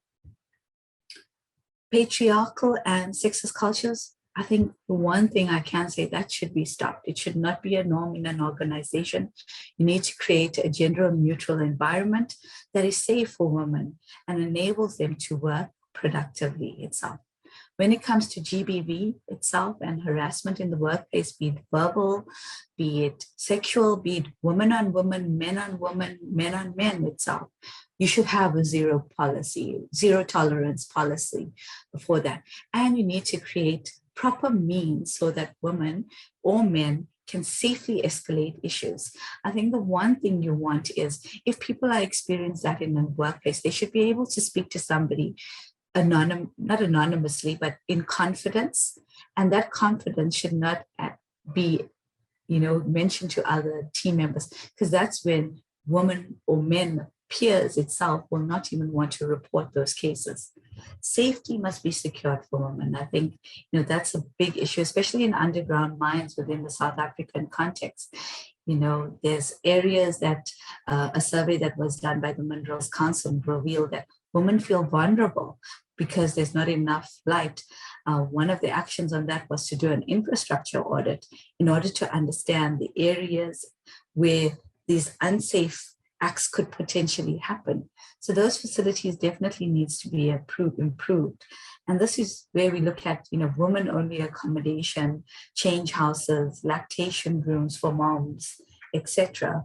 What else can we do? Again, I spoke about biases, and we got, the unconscious bias that unfortunately is with us, and you get the gender bias. But I think through education, awareness, open dialogue, that's how you can remove those obstacles itself. Disability is one of those issues within the mining industry. You think, okay, we can't get people within the core activities if they're disabled. There's, according to our Department of Labor in South Africa, there's a very distinct definition in terms of disability, and it's not always what you can see. And I think we are all under the misconception very often that disability is somebody that has an arm that's, shorter than the other, or a leg, or they can't see, etc. But it can extend more to that. And I want us to look at embracing the shift from going from disability to diversability. A person is disabled, is just differently abled itself, but can do the job still if you reasonably accommodate them within the organization. There's also a change towards technologies, mechanization, digitization, so women can do work that previously they could not do. I mean, asking a lady to carry a 100 kg item, for instance, that's where mechanization comes in, and advanced technologies, robotics, automation, etc. I think one of the big elephants in the room is definitely the pay equity dilemma, and it's got to be addressed head on by organizations. You can't go around it. I think we've also heard about development. Professional development must be encouraged. We should look at sponsorships because this advances talent for certain. Rotational programs to keep the stimulation going in terms of, retaining women in the organization. But also we should be starting, at a young age, influencing students, be it at school, at universities, so that they are interested in coming into the mining industry and they don't view it as an area where only males should be working, but they should be seeing females in different roles and want to mimic and be like those females itself. So what can we do as women itself? I think one of the main things, I sit within the Expo, within our South African operation, you definitely need to take your seat around the table, be heard, make your voice be known itself. If there's no chair, take your own chair, but make your mark within your organization. One of the other things is definitely speak out against gender-based violence, harassment, discrimination. The moment you see these things and you don't speak out, you're complicit in the crime in a sense. So do speak out. And I'm sure within each organization, you've got hotlines that you can anonymously report on. One of the other areas I always tell to the ladies within our organization is have big, hairy, audacious goals. Raise your aspirations. Embrace your challenges. View failures as reasons for us to grow and build resilience itself. Self-innovate yourself, reinvent yourselves so that you can work in teams, continuously improving yourself. Empower yourself and build competence. Empowerment starts with training, which then leads to development of a skill. That skill then can become your competence, which then becomes your career and your legacy. I think the sky is not even the limit when it comes to that. We need to shatter glass ceilings and really be the change you want to see. And I think, the previous speakers also said the same thing as well as Yolanda. Really, like Mahatma Gandhi says, be the change you want to see in the world. It all starts with you. Tell a compelling story, even in your community, in your household. Positively influence and encourage a gender-neutral environment. Confronts gender stereotyping and create platforms to educate others when it comes to biases. Actively participating women in mining forums, and this should not be just ring fence for women only, but it should be male counterparts as well, because they are your ambassadors within the working environment. At the end of the day, you're the creator of your own destiny. This is your journey and your path. Don't let anybody else distract you from that path. That would be my last sentiment. In conclusion, like I said, organizations need to be deliberate in their attraction, retention, and promotion efforts to make meaningful progress. You have to have a clear roadmap in terms of what you want to do when it comes to diversity and inclusion. The mining industry itself faces many challenges. We spoke about resources just earlier, the previous speakers, but there's also challenges when it comes to greenhouse emissions, digitization, safety, and sustainability. And in order for us to overcome those challenges itself, we need the best, the most robust, agile, and resilient talent base. Therefore, diversity of talent definitely must be viewed as a competitive advantage. And the benefits, I think, speak for themselves. So that then begs the question of why not, right? Why can't we see women thriving in this industry at the same rate as men itself? Thank you. Thank you so much. Thank you so much, Leanne. That was so powerful, and I like what you've said about ensuring that we are the change that we want to see. And thank you for touching on components that one would not necessarily want to touch on in such summits, because if we don't face the challenges that are facing our sectors, we will not change the challenges that are facing our sectors. And I guess if we want to understand how our male counterparts are thinking, we've got to be at the center of the discussions. And as we evolving and transitioning in the sector, we have to ensure that we work together as males and females. And it's inspiring to see leaders like yourself in the sector. And I saw one comment here saying, we hope that this is not just going to be a talk, but there will be implementation. And we promise you, we are putting our heads on the line here. Farouk, we are putting our heads on the line here because we need to see the change. This is not about talking, but this is just about, let's feel the ground. Let's talk about what is on the ground. Now let's elevate the conversations into implementations and into execution. And having leaders like yourself, Leanne, helps us to be able to do that perfectly, because when we talk about innovative partnerships, we're talking about partnering with organizations that have gone before us, or that are more wiser, or that are more experienced in the sector. And then we can come and have these discussions. How do we empower women in the sector? How do we evolve the sector by ensuring that there's more gender mainstreaming? And you've touched on elements that are really critical in terms of health and safety in the workplace is key, especially in the mining sector, not undermining other sectors, but because today we are specifically talking about the mining sector. So thank you for touching on those elements, and also around personal development. If we want to see the change, if we want to see our daughters and our sisters thriving, we need to talk about development, and development starts within. It's an inside job. So thank you so much for sharing those nuggets with us. And I'm sure you will allow us to share the presentation with our attendees so that they can have time to look at it and just try and implement what you've just shared there, because I know we have business people in this call who are in the mining sector, who are still learning the sector. So what you have shared with us will also help them as well to evolve and change how they do business in the sector. So thank you so much for your time. We appreciate what you've shared with us. Change starts now, and change starts with us. So thank you for that.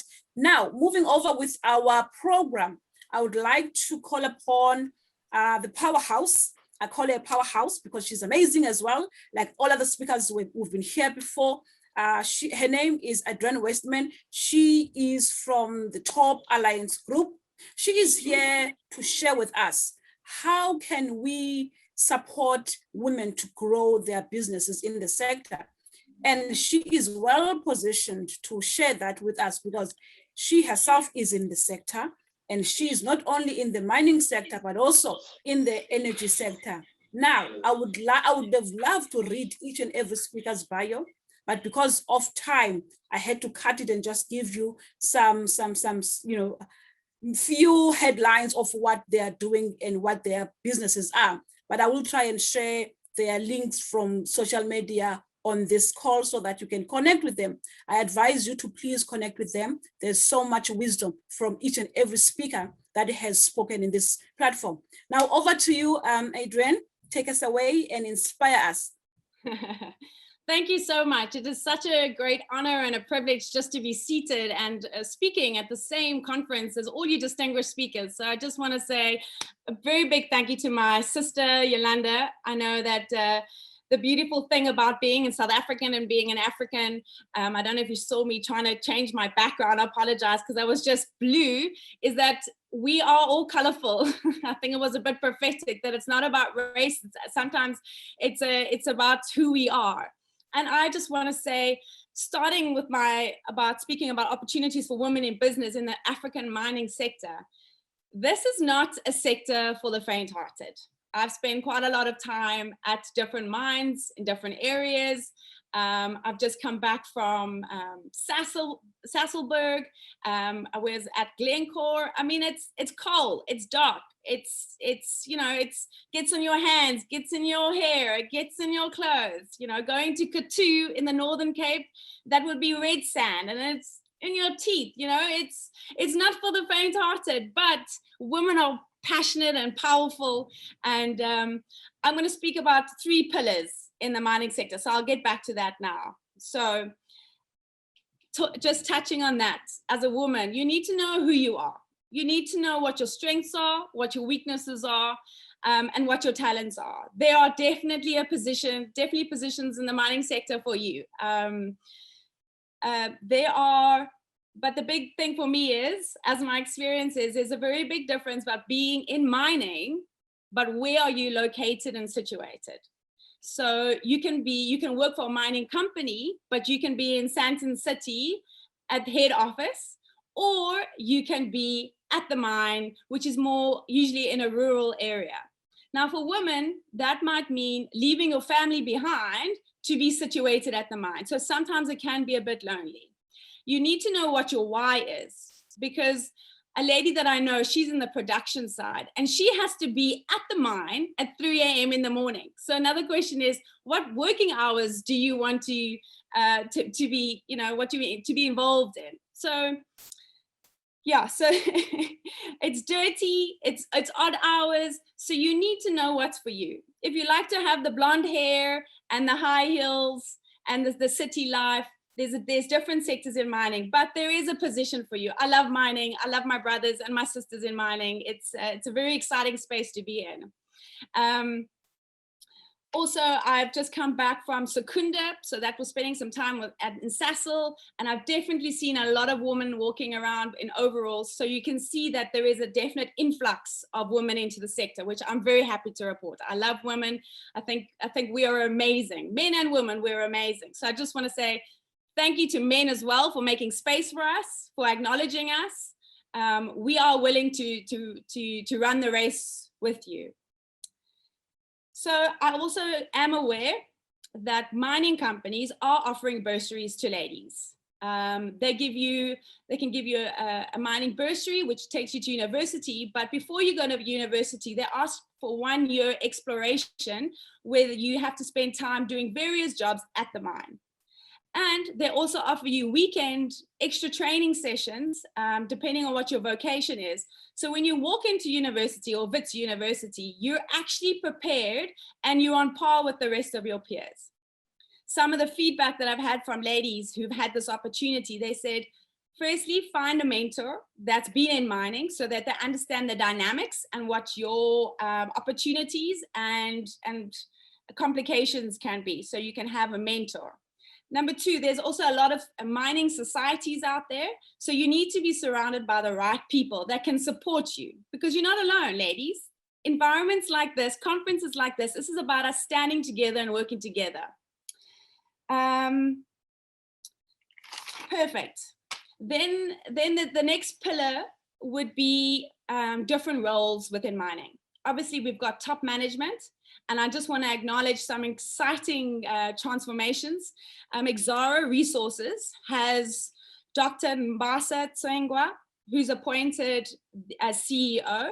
We've got Kumba, who has Mpumi Zikalala as CEO of Anglo America's global bulk commodities business.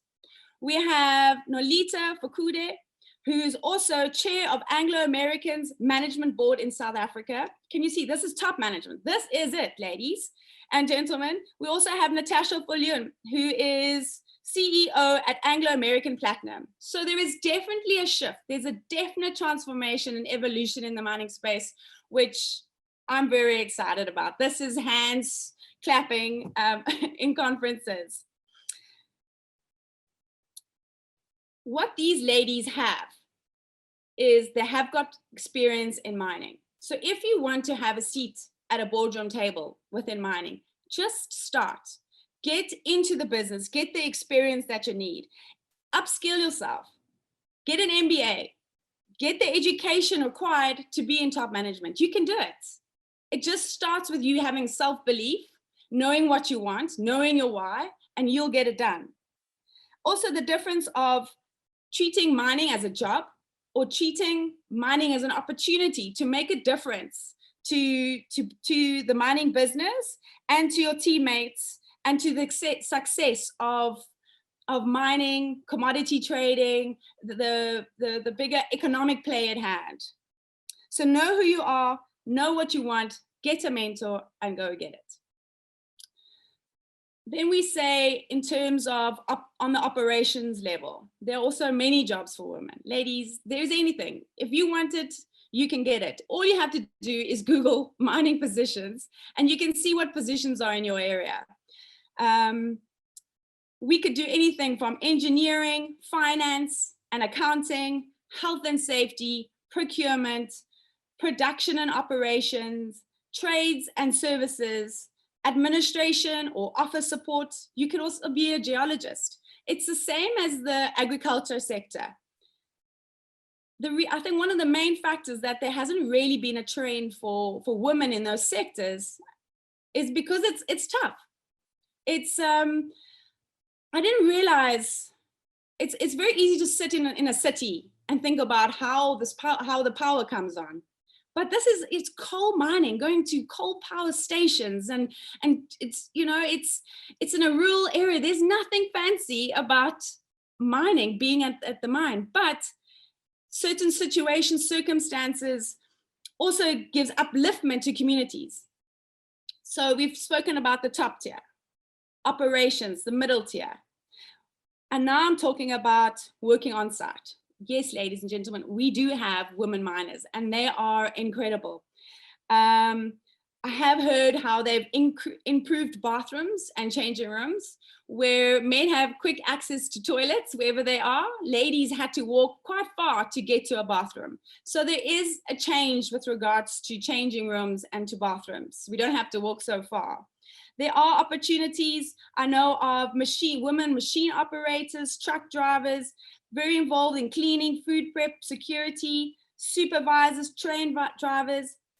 Also, I'm aware that Komatsu and Caterpillar, they give on-site training to employees on particular machinery. So when you are there are initiatives to upskill you, but just get into the game. Okay. Then the third pillar. Now you can see I'm scratching my head because I get quite emotional about this. At the last mining in Durban pre-COVID, I had quite a few artisanal women miners come to me asking me for support. This is a very different game to what we experience here in Africa. And I know, Mr. Farouk, you know the struggles and the heart and the passion. These are women this is when a community supports each other. I mean, it's incredible. They say here, it's estimated that 40 to 50% of artisanal small-scale miners are women. That is a huge number, ladies. And this isn't about hard hats and protective gear and change rooms. These are women that get up every day to mine to feed their family. This is hand to mouth, and it's very uncomfortable environment. Also, the World Bank reports that in Ghana and Malawi, more than 50% of women make up their artisanal small-scale miners. There's another stat here there's a conservative estimation in Africa that more than 8 million artisanal miners, there are more than 8 million artisanal miners. However, they estimate that the numbers are even larger because they're not considering the illegal mining, unfortunately, that takes place. But there's a huge gap in Africa that there's women that need to be helped, need to be protected, need to have the education to upskill themselves. I'm very excited, Mr. Farouk, if you are able to put those vehicles in place to help them and to assist them, because that's perseverance at its base, ladies. I mean, we're talking about bending over, sifting, sorting, being in rivers, you know, it's hectic. It's not easy.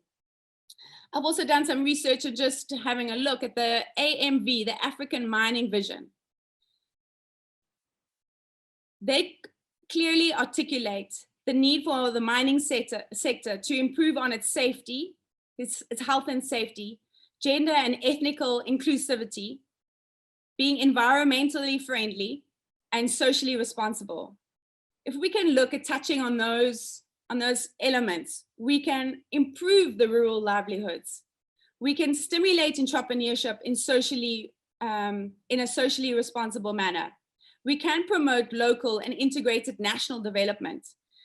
We need to train our ladies with apprenticeships and skills development. There's some horrific stories I could tell in the sector, but I really believe that together we are stronger. Together, if we can get information, if we can give access to market, access to products, access to PPE equipment, and also just give praise where it's due. I love the mining sector. I love the energy sector. I'm busy with very big diesel transactions in Africa. There is definitely a space for you. You just need to decide, what is your why? Where do you want to be positioned? What kind of, do you want to be more than 1 kilometer down in a underground mine, or would you like to be in an office in a city? But it is all about you. So understand who you are, what you want, what drives you. Understand the opportunities and the options.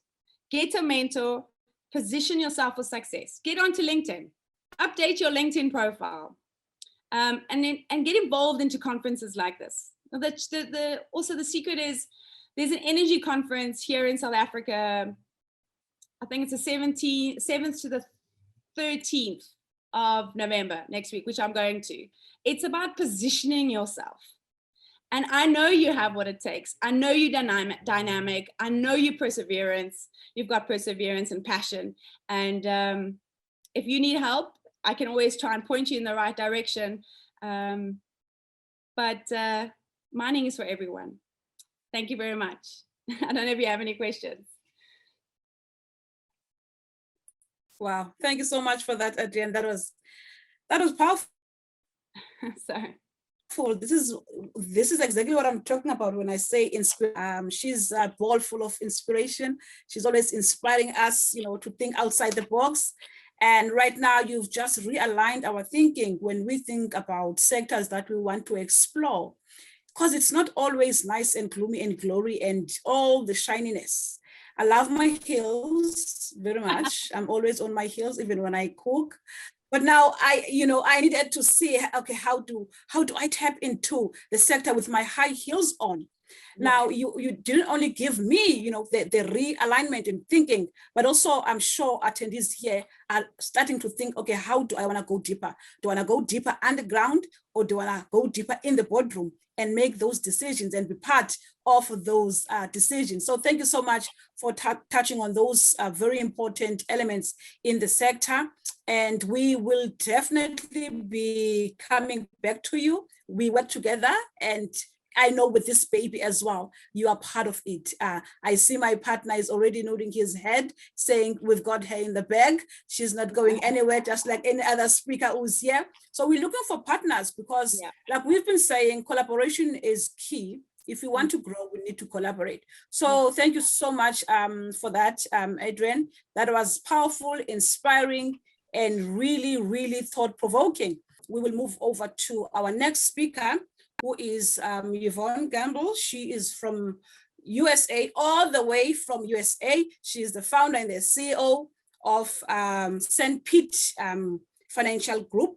She will be sharing with us how can businesses in Africa position themselves in getting international funding.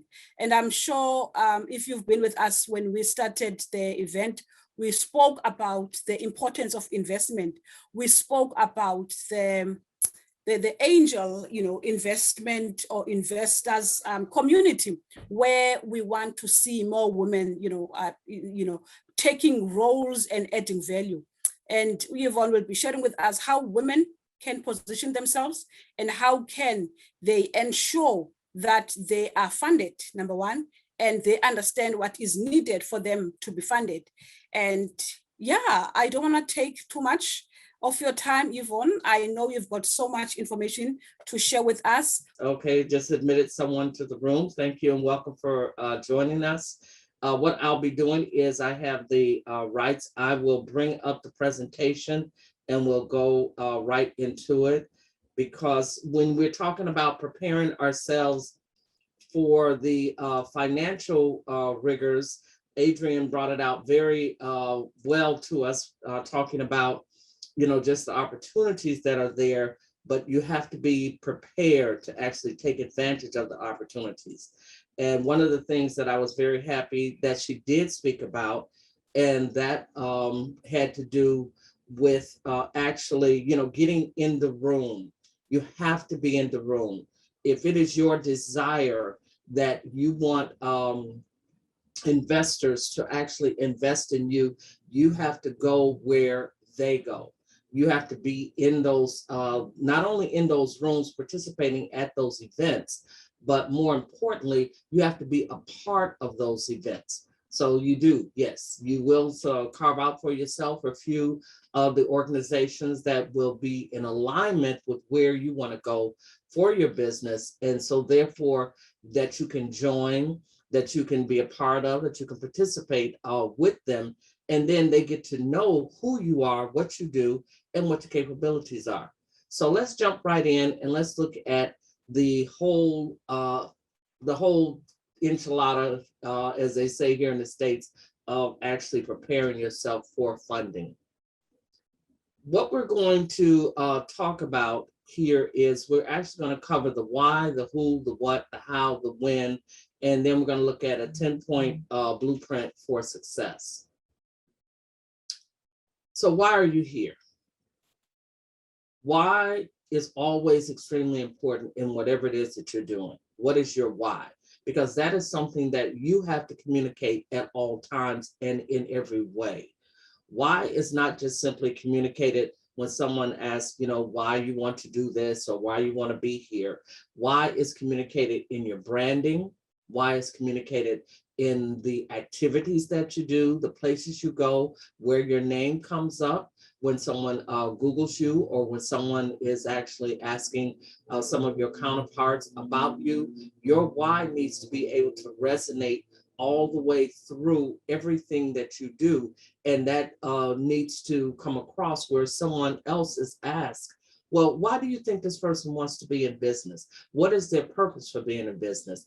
They should be able to say that and to articulate it, maybe not as well as you would, but they should be able to come across with the same idea. Because what you really are going to need to be able to answer there is, how will what you're going to do, how is that going to solve the problem that you're asking someone to invest in you for? Remember, people don't buy what you do, they buy why you do it. So I'm just going to leave that there for a second, and I'm going to go back over that again. People do not buy what you do.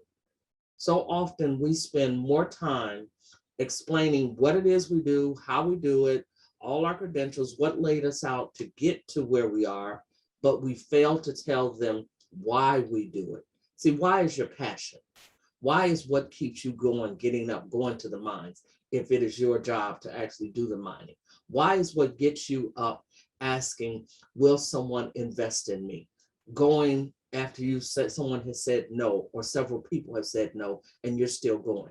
That's your why that gets you there to doing that. So remember, that is the main thing you want to communicate.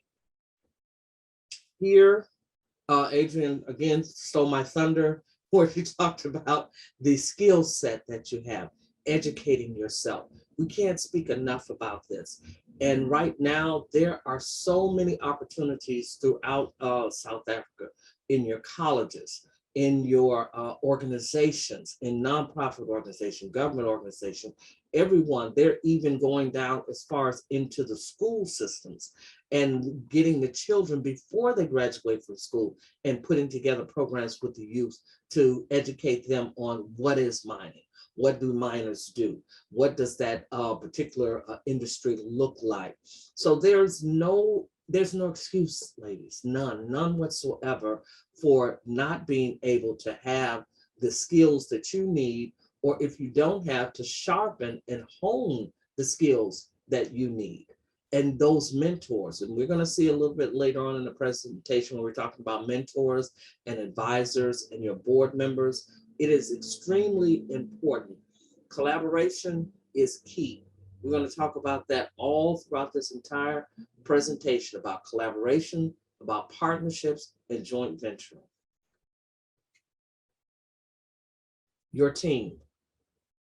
Sometimes this is what I would employ everyone to do. I would employ each of you to take a hard look, get a sheet of paper, one sheet of paper for every team member, every person that you have on your team member, whether they're full-time, part-time, vendors, everybody who you consider on your team that helps you to make your product, to bring your product or your service or the work that you do, that helps you to bring that out to the marketplace. On that sheet of paper, write that person's name at the top and then draw a line, pros and cons. At the bottom, you're going to draw a line, and at the bottom, what you want to write is improvement. And then you're going to take a very serious look at each one of those persons and even have a sheet for yourself. What are your pros? What are your cons? What are your strengths? What are your weaknesses? Because when you're speaking with an investor, you may be thinking, well, what does this have to do with the investor? I'm glad you asked. Everything. The investor is going to want to know not just about you and what you have done. They're going to want to know about all the key people on your team and some of the people who you may assess as not being very key and integral to the team. They're going to look at them even harder. That person who is, oh, just my assistant, that or my gatekeeper, or that's my receptionist, they're going to ask them, because what do they know? They hear and see everything that comes in and goes out as far as your company is concerned. So many times they're the ones that gets asked the most questions, not the hardest questions, but the most questions. Remember that. A good investment officer does their due diligence, and they do their due diligence on everybody in that organization that touches anything that has to do with their product or service. Remember, investors are investing their money that they have already earned, be it millions, be it billions. They're investing those dollars in you. That's what you're coming to them and asking them to do. Their hard-won, hard-fought money. They had to do the same thing that you did. Investors are no different. Lenders are no different. Banks are no different. You've seen the articles. You have seen it. You have learned. You've studied. You know where these people have come from. So when it comes to them giving their money or investing in someone else, they're risk takers and they're high risk takers. But trust me, they're going to do their due diligence. So what is your brand? What is the brand offering? What is the product or service that you have? And why should I give this money to you versus giving it to someone else? This is one of the reasons that you're going to have and you're going to see as we go within the next 100 years. What you're going to begin to look at is partnerships, collaborations, joint ventures. How well are you aligned with others? How well are you spoken of in the industry? Where are you spoken of in the industry? Do they know you? Can they trust that you're going to get the job done? Sometimes taking on a joint venture or being a subcontractor actually will get you into the realm and into the actual stream even faster than you becoming the prime. And that should be something that you should be looking to do. How can I become that subcontractor? We'll look at that a little bit later. What is unique? What sets you apart from the competition? Our current model has us in odds with the competition. But I'm going to tell you, ladies, this, women, this is what girls, this is what you have that is very unique. We work together and we work very well together. Women will work together very, very quickly and will come together and will actually feed off of one another and will use one another to lift each other up so that we lift up the whole. That is the nature of woman. That's what we do. Make that your own. Leverage the competition. Don't fight the competition. If someone may have won a contract and that person may not have the necessary heavy equipment or the necessary mining equipment, and you do. Well, guess what? There's a marriage made in heaven. They've got the contract, you have the equipment. So for them to go out to the marketplace and try to get someone or go out and spend money from the contract to buy equipment, how about they use your equipment? Now, what have you just done? You have formed a joint venture partnership. What does that then give to you and to them? They can finish the job as they have promised that they can do.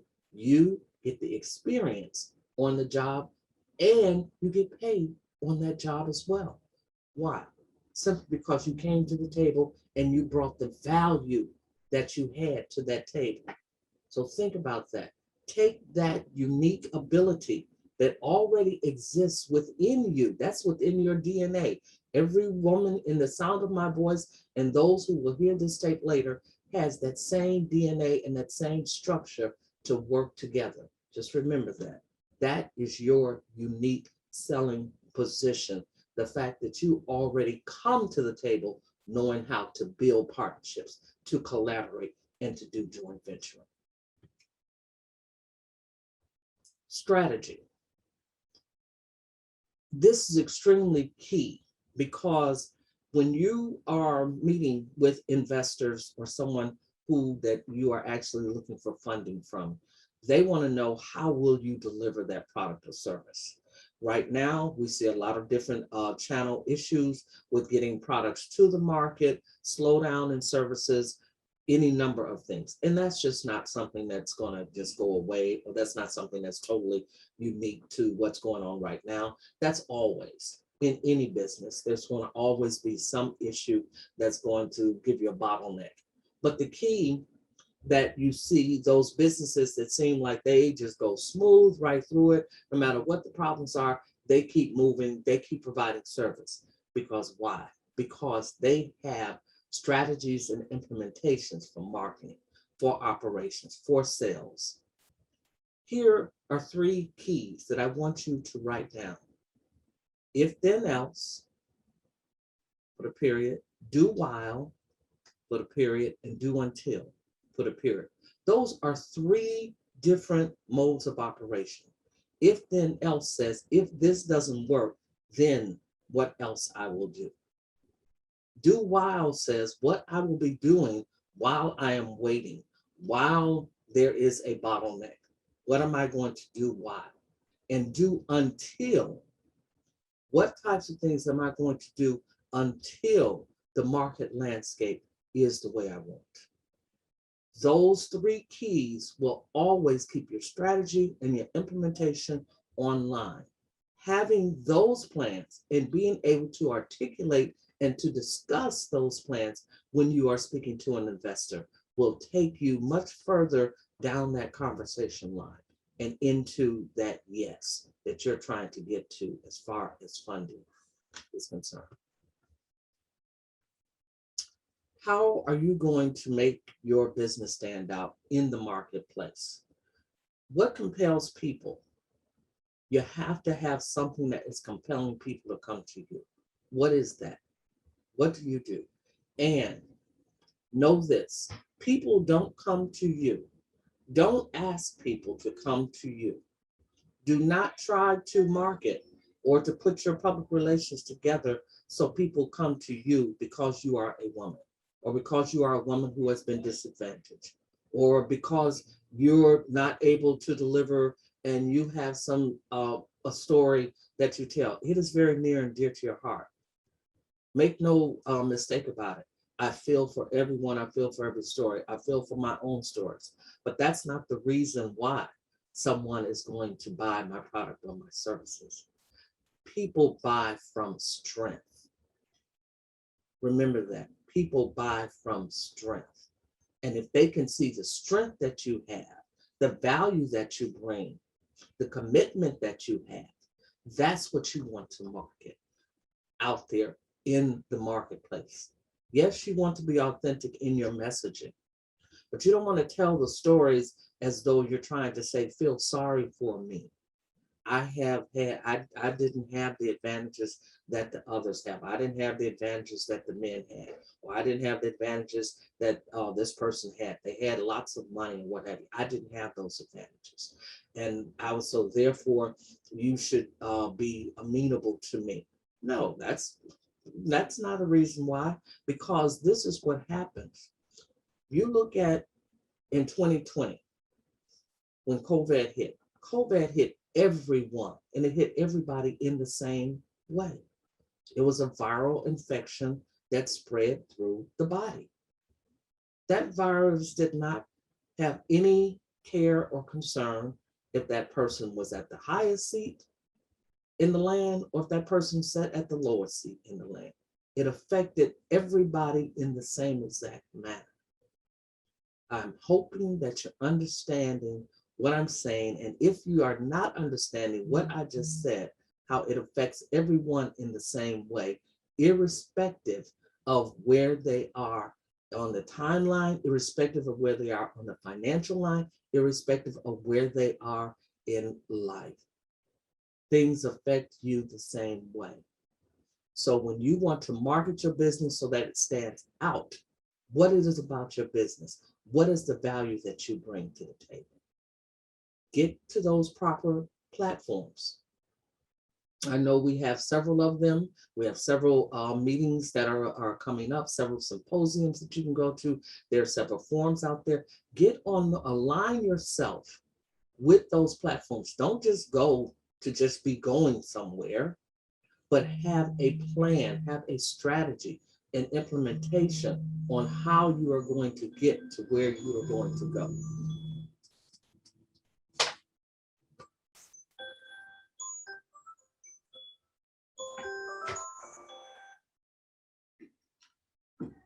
Have that set in place so that as you are going along your journey to where you want to go, you are lining yourself up with the right people and you are showing up on the proper platforms. You don't just want to show up anywhere.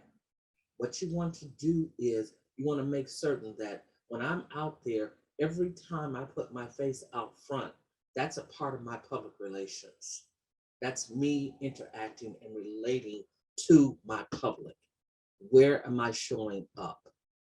How am I showing up? These are the types of things. That's all that an investor is going to have to look at. They're not going to know all the backstories. And many of the backstories, they're not even going to listen at the backstories. They're going to see where you show up. They're going to see how you show up and how well you show up. When we look at the allocation of resources from an investment standpoint, we don't want to see that list, that little checklist that says, use of funds, and it has this 5 or 10 or 20 items on there. We want to know. We want to know in granular detail, how is it that you're coming to us and you're saying, I need $25 million to do this project. Okay. So what are you going to do with it? What is this $25 million going to do that you might have come last year and got 50 million, that the 50 million didn't do? And that's what people do when they come to investors.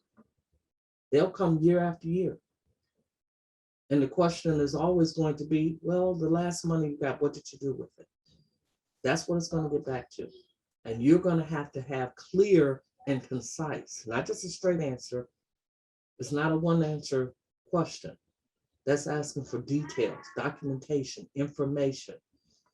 They want to see results on what you did, on how you spent the money. And then they want to know, well, if I give you this, am I going to just simply be putting you deeper into debt? Or am I going to be actually uplifting your product, uplifting your value? And what is this going to do? How are you going to optimize this? How are you going to maximize the use of this funds? Are you going to reallocate what you are getting? If what you are doing now is not working, what is your plan? What is your strategy? How are you going to implement? You see how everything builds upon those things that came before it? This is exactly what it does. And when you get in with investors, that's what they want to know. Sales is integral to every industry, to every business. Do you have a profile of your potential customers? Your customers can come in many different forms. Your customers may be government entities that you go to get business from. There may be other businesses that you do business with. They may be the end people who you actually sell the mine, the minerals or the metals that you are mining. Wherever your customers are coming from, you need to have for every one of your customer that you're going to by market, separate them by the market, by the channel. The channel is how do you get to that customer? How do they get to you? Is it open and is it clear what you do? How they can actually utilize your services, or is it convoluted? And does it not come clear until you're asking for money? If that's the first time it really became clear to you or clear to someone else, then you've got a problem. And you're going to have a problem with that investor, because the investor is going to ask themselves, as they always do, if this person is not already not managed once you get to me or after you come to me. And I ask the question, but if you don't come to me and it's not clear and concise, then I'm going to be very afraid to put my money into someone who doesn't have it together. And that doesn't mean that you have to be earning, millions and billions of dollars, but do you have your plan? Do you have your execution? Do you have your strategies? Do you have an implementation? Is that clear and concise? Can everyone on your team articulate from their particular perspectives what it is that we're doing, what this company does? You can be rest assured that everyone on Microsoft's team, everybody, all the way from the top person, all the way down to the janitor, they know what Microsoft does and they know their part in it. And you say the same thing of your corporation. And then you want to put a group together by purchasing power. Who has the power to purchase or to buy what you have? If you're offering your services and you're saying to a contractor that I want to mine this mine for you, I want to come into a contract with you. How much is that going to pay you? Are you going to the right contractors? Or if you're trying to be a subcontractor, is there enough money in that budget? You should already know that before you go. You should not be going to them and asking them, is there enough money in the budget for me? You should already know what those contracts were. If there was a request for proposal, you see who won those contracts, then you should already know, because it tells you very clearly what the contract is and how much is in there for subcontractors. So if you want to be the prime or if you want to be the subcontractor, you should know before you go. That's understanding the purchasing power. This number here that you're looking at, this number here is a very poor number. And we look very carefully at this.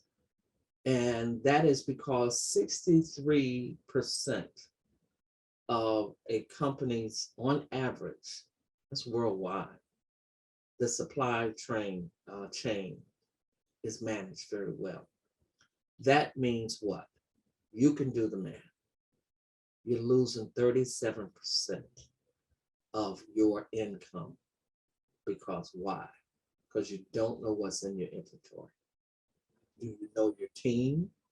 Do you know what you offer? Do you know how you show up in the public's eye?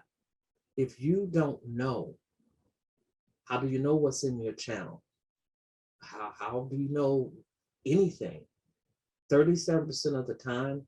So you just said to this investor, I want you to invest, we're gonna keep it real simple. I want you to invest $1 million.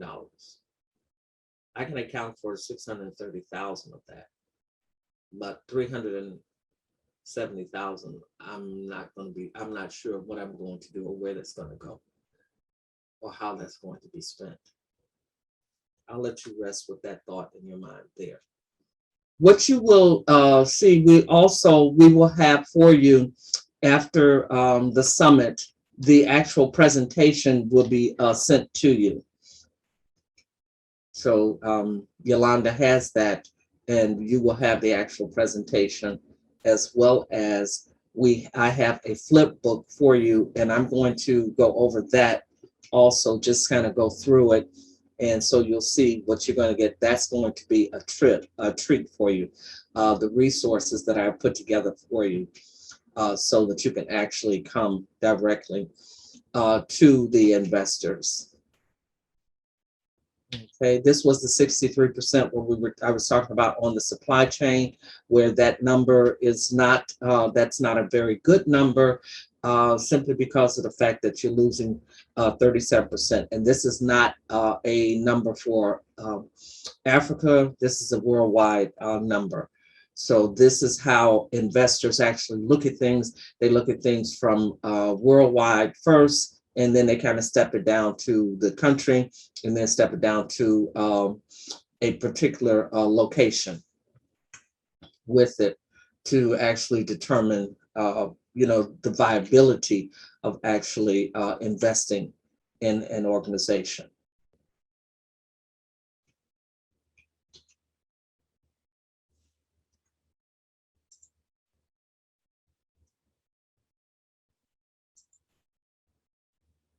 Okay.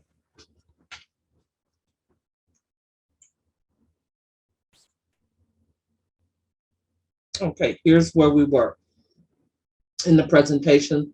And the next area that we get to in the investment arena is logistics. You cannot drop the ball at logistics. The logistics have to make sense.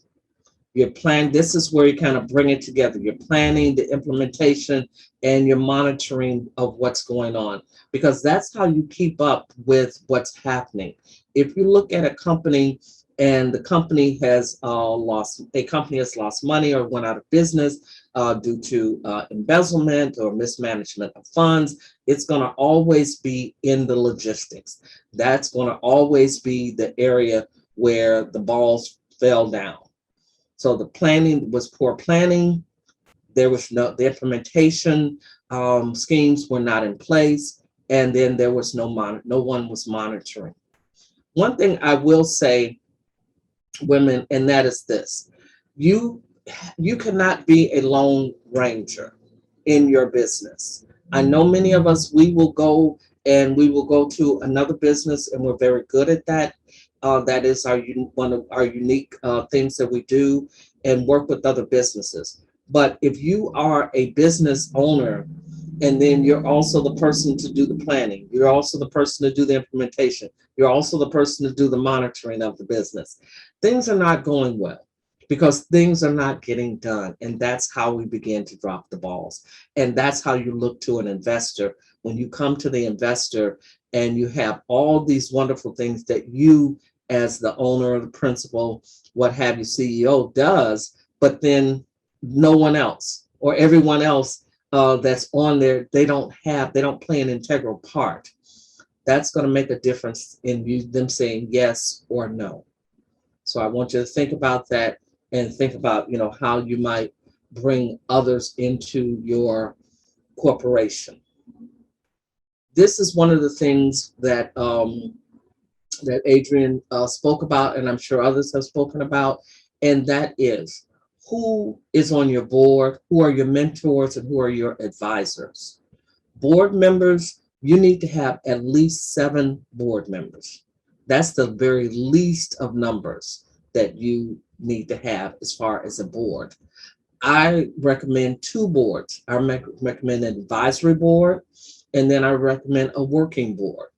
Your advisory board does exactly that. They advise. These are industry leaders, captains. They look at it from, say, the 100,000 foot range, and they look down and help you see what you're doing. Your working board, they actually work with you on a more day-to-day or month-to-month type basis. So you want to make certain that you have yourself these two layers of board. That way you always have that someone who's in between the work being done and how the work gets done. Mentors. You need to have at least 3 mentors. Mentors are those people who can mentor you. And some of your mentors, you don't even have to, that person may not even know they're your mentor, but because of what they do or how they do their business or how they, have done business, they're a person that you look up to, that you want to emulate that particular style, that particular methodology that they use or that they have used. So you want to make certain that you have 3 mentors. Advisors, at least 5 advisors, at least 5 people that you trust their judgment beyond your own judgment. Let me say that again. Your advisors are going to be 5 people that you trust their judgment beyond yours. Because sometimes when you're trying to make a decision, it's like you're sitting right, if you're in a fire, you're sitting right in the middle of the fire. It's very hard for you to see what I may be able to do or some different things that may be there that can help me get out of this fire, because you're sitting right in the middle of it. That's where advisors come in, because advisors are not in there with you. Advisors are sitting on the outside and they can see things that you don't see, but you have to be able to trust them. So you want to have at least 5 people who are your direct advisors that you have, and keep them as that. They don't come in and run the business. They don't do the work. They're not there in the case somebody else is not available or what have you. They simply advise you on how to operate on things you should do. What will define your success? Your strategies. You want to have a clearly defined 3, 5, and 10-year plan for your strategies. When you go and you plan that end and you come back, you know what you need to do today to get you to that end. And those plans you need to be able to articulate. So those things you actually need to have in place. And when you have done the work to put those in place, then it's very easy to talk about them, and it's very easy to understand why this makes sense to someone who's going to invest millions of dollars into your business. It makes absolute sense, because you know that in 3 years, this is where you want to be. In 10 years, this is where you have to be. So I have to do X by 5 years in order to hit my 10-year mark. You're already speaking. You're working it as you speak those things that are not as though they are. And that's what comes into being. Your staffs, we spoke about that earlier. Make certain that you go through your staffs and go through them very methodically, very intentionally. Who's full-time? Who's part-time? Who are your virtual staffs? Who are your consultants? Who are your vendors? Your vendors and your consultants are also a part of your staff, because they are part of what makes your service go. They are part of what makes they are part of the ones that actually make your value come to the marketplace. Present at all times to investors 3 to 4 contingency methods. So what happens if you're not making money? What are you going to do? How are you going to keep yourself afloat? How are you going to pay your workers when there is no money coming in, when there is a slowdown, when there is a stop in the supply chain? What's your contingency? That has to be in place, and your contingency cannot be, okay, I've heard it many a times, the contingency cannot be, well, if I get this monies that I'm coming to you, or if I get this contract, then we'll be able to. You have to figure that out before you're actually speaking to that investor. This is the era of partnerships and collaborations. So this is the time to make those work for you. So let's take a look at our 10-point plan.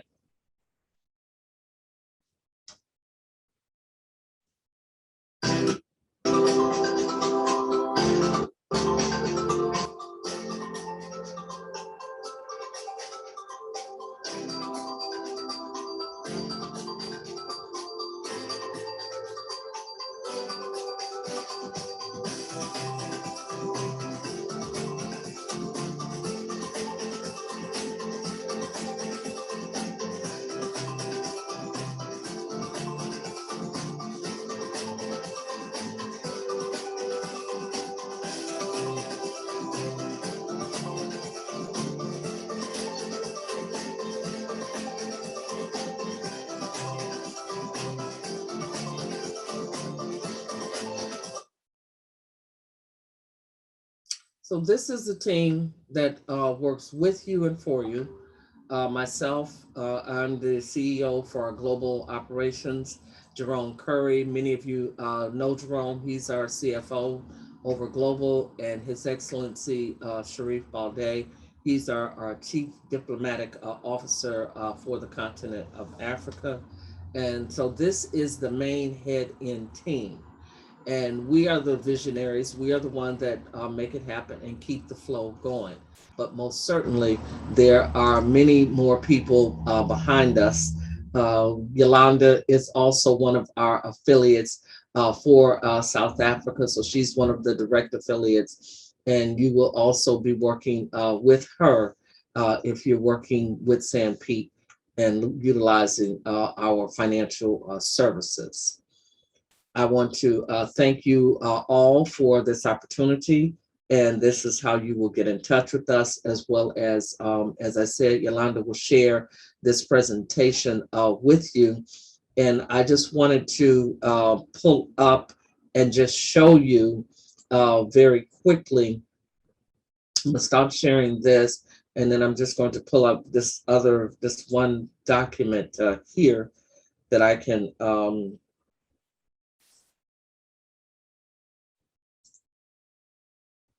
just share, and you're going to love this. This here is actually the Women in Mining, a financial resource guide that you'll be able to take with you, and you'll have, it'll be online, and you'll get this afterwards. And it tells you about our commitments that we have, some of the major challenges that you have in achieving funding. Our partners, it talks about our partners that we have and how we do what it is that we do. And it gives you some funding highlights. If you work with us, what you can expect from that collaboration with us. It tells you about getting educated, because that's key. You have to know your industry. You have to know yourself. How, getting funded. I put together 10 of these funding mechanisms. And these are funding mechanisms that are primarily in the South Africa who are amenable. Because I can tell you this, I know a lot of people want to get funding from the United States. But guess what? If you come directly to the United States and you have not gotten funding from somebody in your area, I don't care how much funding that is, big, small, or what have you, that's going to be a question. That's going to be a red flag. Well, nobody, not anybody in that country, you have to remember, the continent of Africa is 6 times the size of the United States. 6 times. That means you can put the entire United States into the continent of Africa 6 times. And guess what? That does not fill up. That is not the whole landmass of it. So if we look at that and we say not one person, that's not going to bode very well. So there's different ones here, and we worked, and everyone that I've shown you here, we work directly with them to assist you with getting the funding that you need for your businesses, your corporations, or your projects that you're working on. So you'll have that with you, and she will share that, after the summit. And I just wanted to thank you again for having me here at the summit.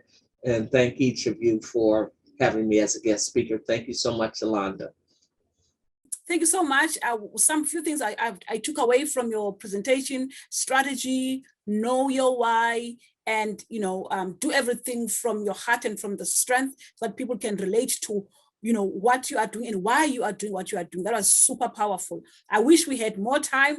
I know we ran slightly out of time, but now we are wrapping up. We're now going to call up Miss Indrani Govender, CEO and the founder of Resilience Construction.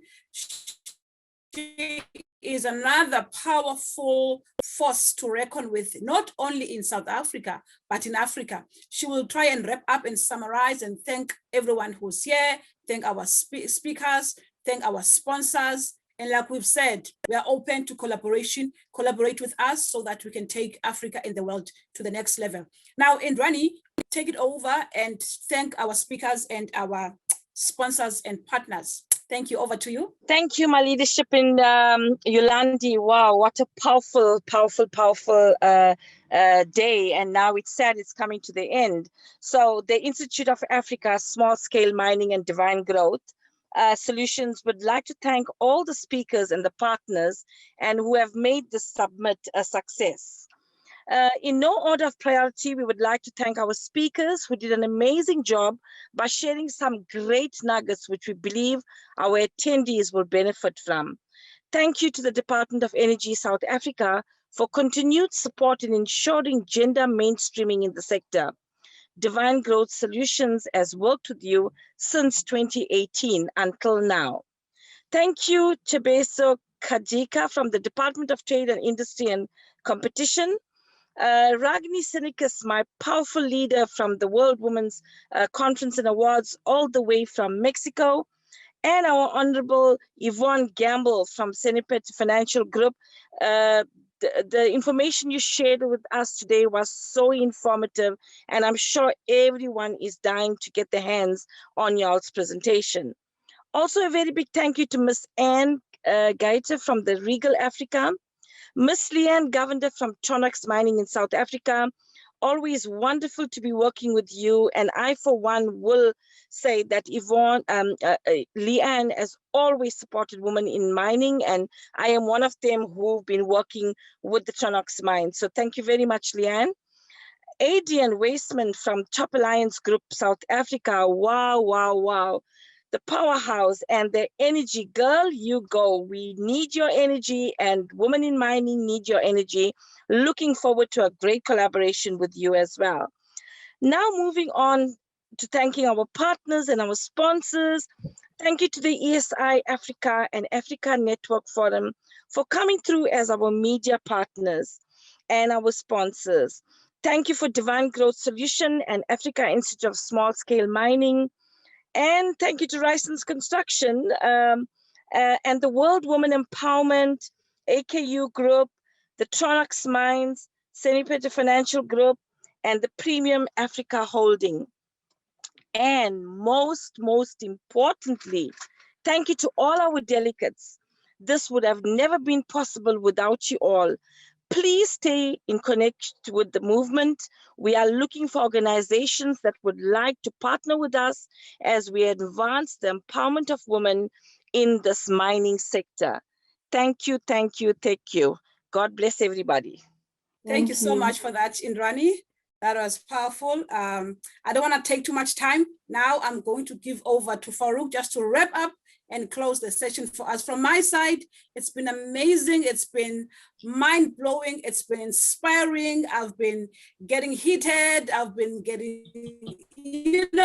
it's been just a journey. Thank you so much. I am looking forward to reaching out to each and every one of you so that we take what we've started further. As we have said, this is just the beginning. Forward we go, and Ragnar was alone. So let's carry on lifting others and making sure that we're making an impact. And we do this from a place of strength. Thank you so much. Over to you, Farouk. Thank you very much, Yolanda, for a great job for moderating this session. It's been amazing. Even as vice chair of the African Institute of Small Scale Mining, I've learned so much. I've taken a lot of notes. Phenomenal speakers. They've done justice to every topic that was tabled. I'm really excited about the follow-ups. I mean, right from the chat, I can see the interaction already going on. The networking has started already. And I said from the Institute of Small Scale Mining, what we intend to do is to push advocacy. We just don't end at advocacy. We're going to lobby, especially when policies are being formulated. We want to interrogate those policies and ask the question, where are the women? Where is the place of the women? And we won't end there. As the session was going on, it became very, louder that in training is very important. Yes, the women have the passion. Some might not have, have that professional expertise, but are we going to create certification training programs? Yes, we're going to do that. We're going to engage further with stakeholders to see how we can create some, short courses, very, very specifically designed to meet certain value chains or areas of the entire mining sector. So we are very committed. This enterprise is one of the commitments that we've shown. This is the first session. Every quarter, we're going to gather people from the mining sector to see how we can advance the conversation. Brilliant speakers. I've taken a lot of notes. Yolanda, like we pre-summit, our conversation has always been, how do we launch the roadmap towards an all-female mining operation enterprise in Africa? Yes, from the standpoint of Premium African Holdings and African Institute of Small Scale Mining, we've already signed a partnership agreement with the Royal Office of Sheikh Ahmed bin Rashid Al Qasimi in Dubai. And it's one of the things that came up very strongly to have an entirely, all-women mining operation. So you can be rest assured that from this meeting, there will be follow-up emails, the conversation will go further. And I'm excited to say that most of the speakers here would also going to be invited to join the board of the African Institute of Small Scale Mining, because they've shown insight, they've shown that they understand the conversation. So we know that we can benefit a lot from their input. So Yvonne, and Leanne, everybody, expect emails from us. We're going to work together as a team. And I'm sure that from today, we're going to see the outcomes of this summit. I'll also like to announce that, yes, next year in March, we're going to have the first ever all-female, mining awards for women in the mining sector in Ghana. So immediately we're going to start working towards that. From the African Institute of Small Scale Mining, the commitment has already been shown. People are asking about our socials. We keep saying that we want to do some work before we go to market with some of these things. You might have a very beautiful social media presentation, but what are the tangibles? What have you done so far? So there's a lot we've worked in the pipeline. After this summit, we're going to go out to the market. We're going to share our story with people. And then what has really come up strongly from this summit is that collaboration is what is going to change the narrative for all of us. Collaboration. Let's hold hands. Let's partner. We are open for partnerships. From the chat room, I see that people are engaging already. Let's go beyond the summits. The summits are beautiful, it's powerful, it's impacting. But what's the impact after the summit? It's true collaboration, the phone calls, the emails. So from here, I will encourage that we push the conversation. The engagement should be stronger. Let's hold hands, let's shake hands. Let's not stay just virtually. Let's get on a plane to go visit each other, sit down over coffee and deliberate, push the agenda forward. And I'm sure that we'll make some very significant gains. Senecas, thank you very much. You're one person who is pushing the women agenda consistently. I'm really proud of the work you're doing. Thank you, Yvonne. Thank you, Anne. Thank you to Piso. It's great. I'm really excited and I want to close this summit and thank you all for joining. Shalom. God bless you all. Thank you and shalom.